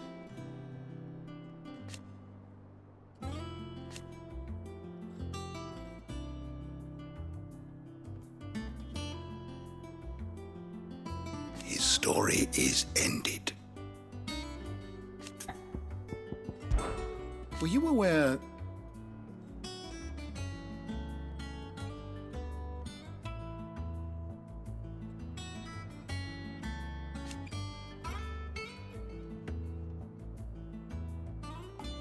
But what of the twins themselves?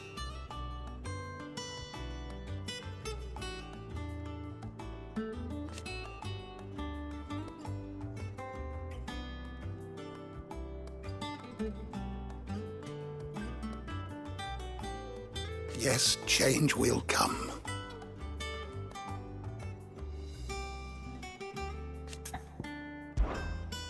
I have a few new notes that might interest you.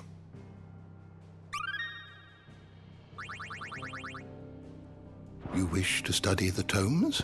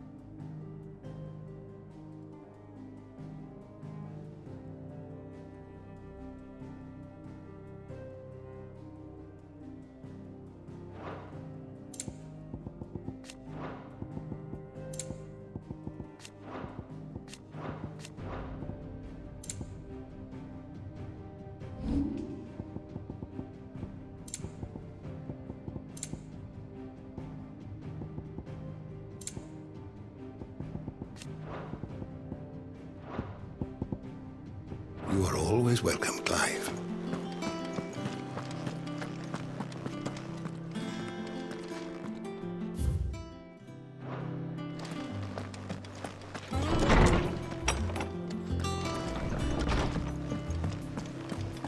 Thanks to Sid, the man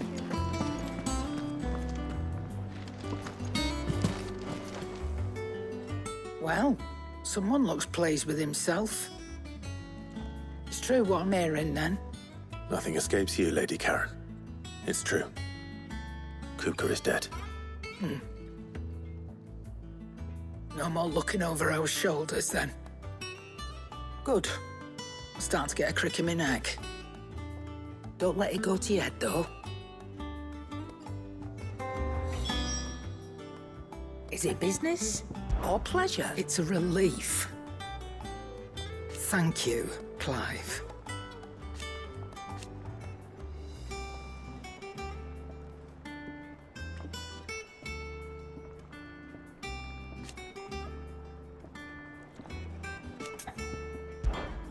Go on, then.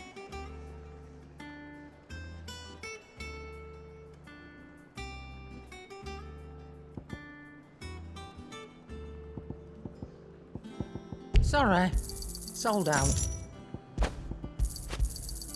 You'll not find a better price than that. It'd better all be here.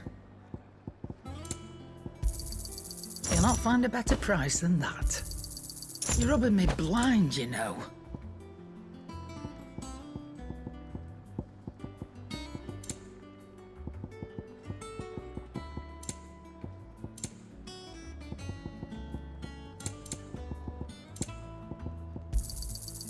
Can't find a better price than that. You're rubbing me blind, you know. It'd better all be here.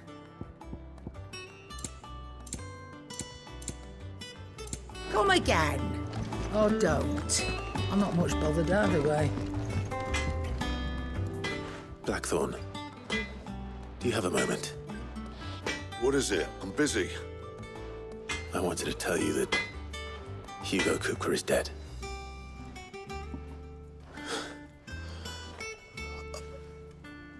I can't tell you how long I've been waiting to hear those words. This is it then. A new beginning under a new Sid. I'll try to live up to the name.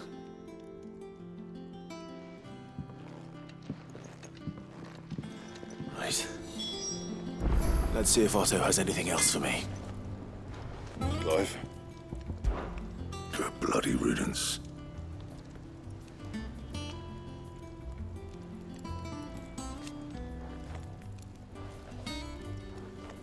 Mine included. Not saying Fordian, dear. No scratches, all right?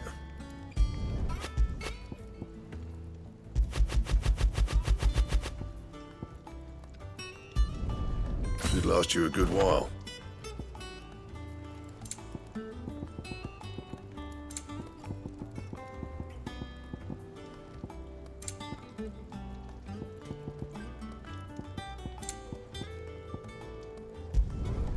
Not bad, if I do say so myself.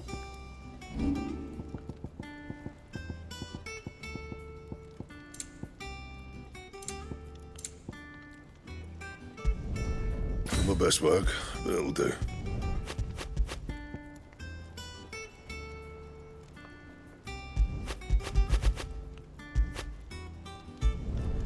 Yeah, that should do you.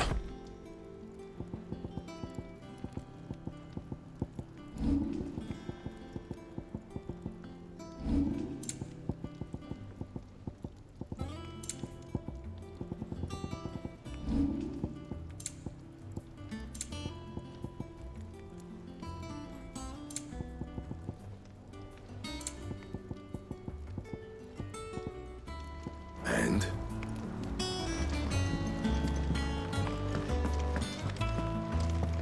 He cracked the crystal too.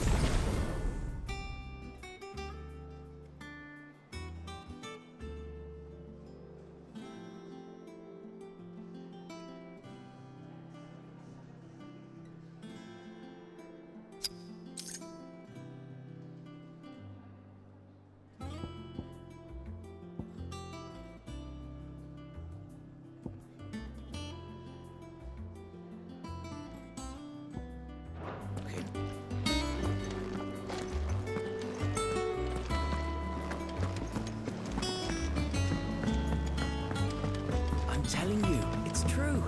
I heard it from Otto's own lips.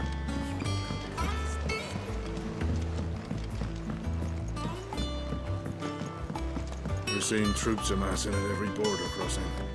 Oh, no surprises there. It was the same after Drake's breath.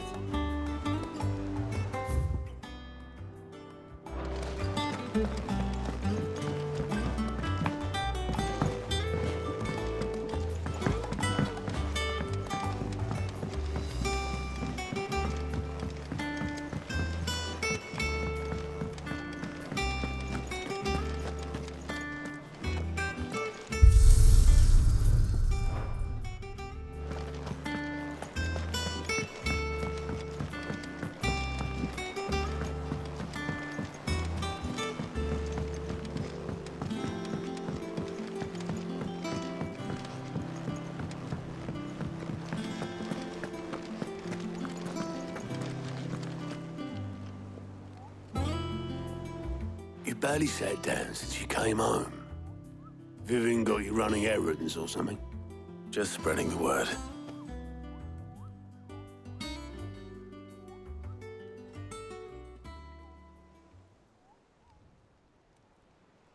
So, the Professor's got a soft side, has she? I'd never have guessed. No. She was right, though. Everyone was glad to hear the news. Ah, but you ain't told everyone. I can think of plenty of friends back at the old hideaway who'd sleep more peacefully for knowing. Not least of all Sid. You should tell him. You're right. I should. And I will. Well, when you do, be sure to take Mid with you. She's been going at it hammer and tongs down in that workshop of hers, trying to do her father proud. I can't remember the last time she visited the old sod's grave. Very well. I'll suggest it.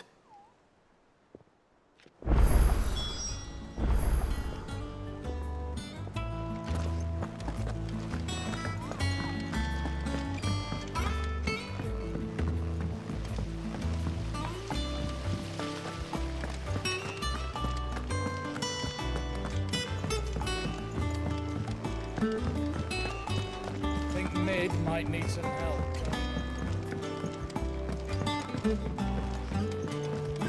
If I don't come up with something soon. All right, Clive? What do you want? I'm going to visit Sid, and I thought you might like to come with me. Sorry, I'm too busy for all that right now. I've got to get this thermal displacement stack sorted. Thermal... Displacement stack. Here. And this is for...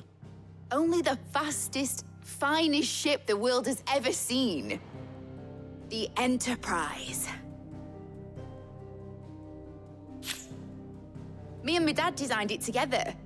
Where other vessels rely on the fickle winds to drive them through the water, ours is fitted with mithril engines.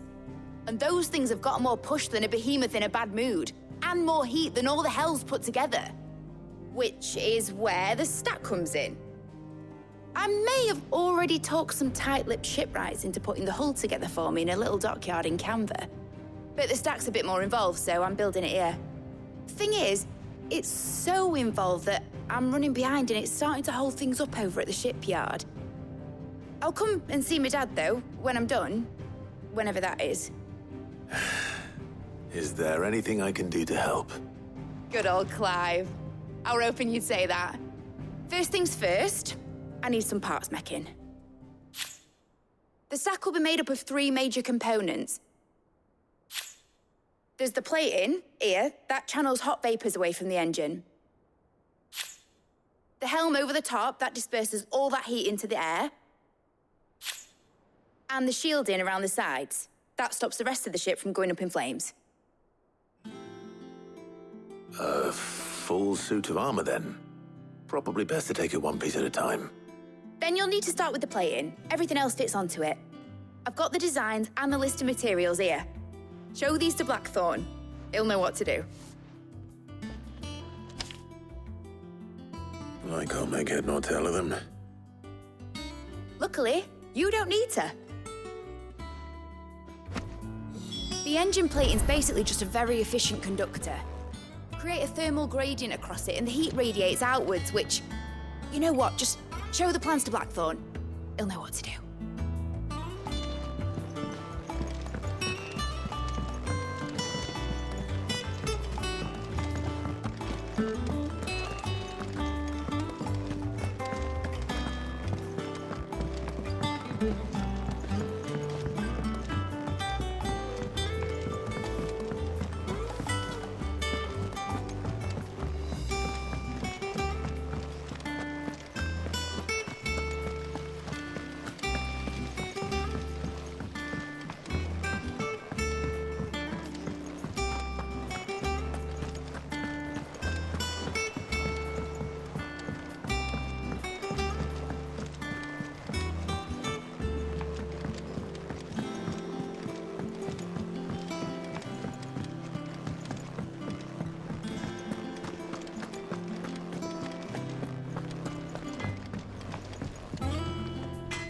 Blackthorn, can I ask a favor? Out with it. It's for Mid. This my last chance to say I'm otherwise engaged. Spare myself the arseache. Go on then. What is it this time? She said you would know. Here.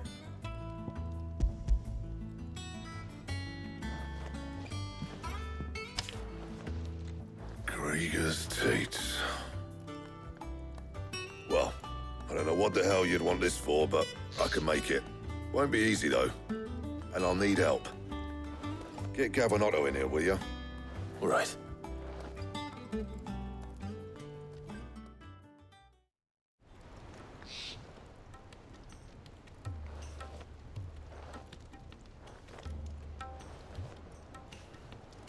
So Mid's roped us all in here again, has she? Typical. Still, if that's what it takes to get her to visit Sid's grave, I'll do what I can. And, what is it we need to do, exactly? Take a look at this. It's this plating. The usual sword-grade steel won't work. We need something that can get very hot, very fast, and still keep its shape. That means an alloy. Something that won't break or buckle at the temperatures she's talking about. Which is where you lot come in. I need materials, and I've got my work cut out already. You'll have to fetch them. Now, there's a special kind of sand I'm after that you can only find out in the Velcroy. Stardust, they call it. As for the rest of the stuff, my usual supply should have it in stock. It just needs buying and bringing back here. Well, we'll get it done quicker if we split up. One of us should probably give you an hand collecting the sand. And the other can go and get the rest from this supplier. Right then. Well, make your minds up who's going where, we can get this over with.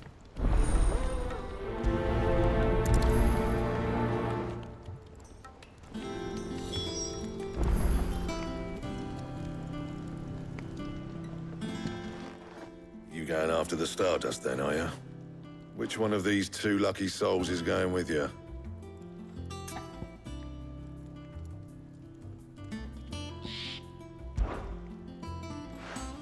Gav, you're with me. All right, then.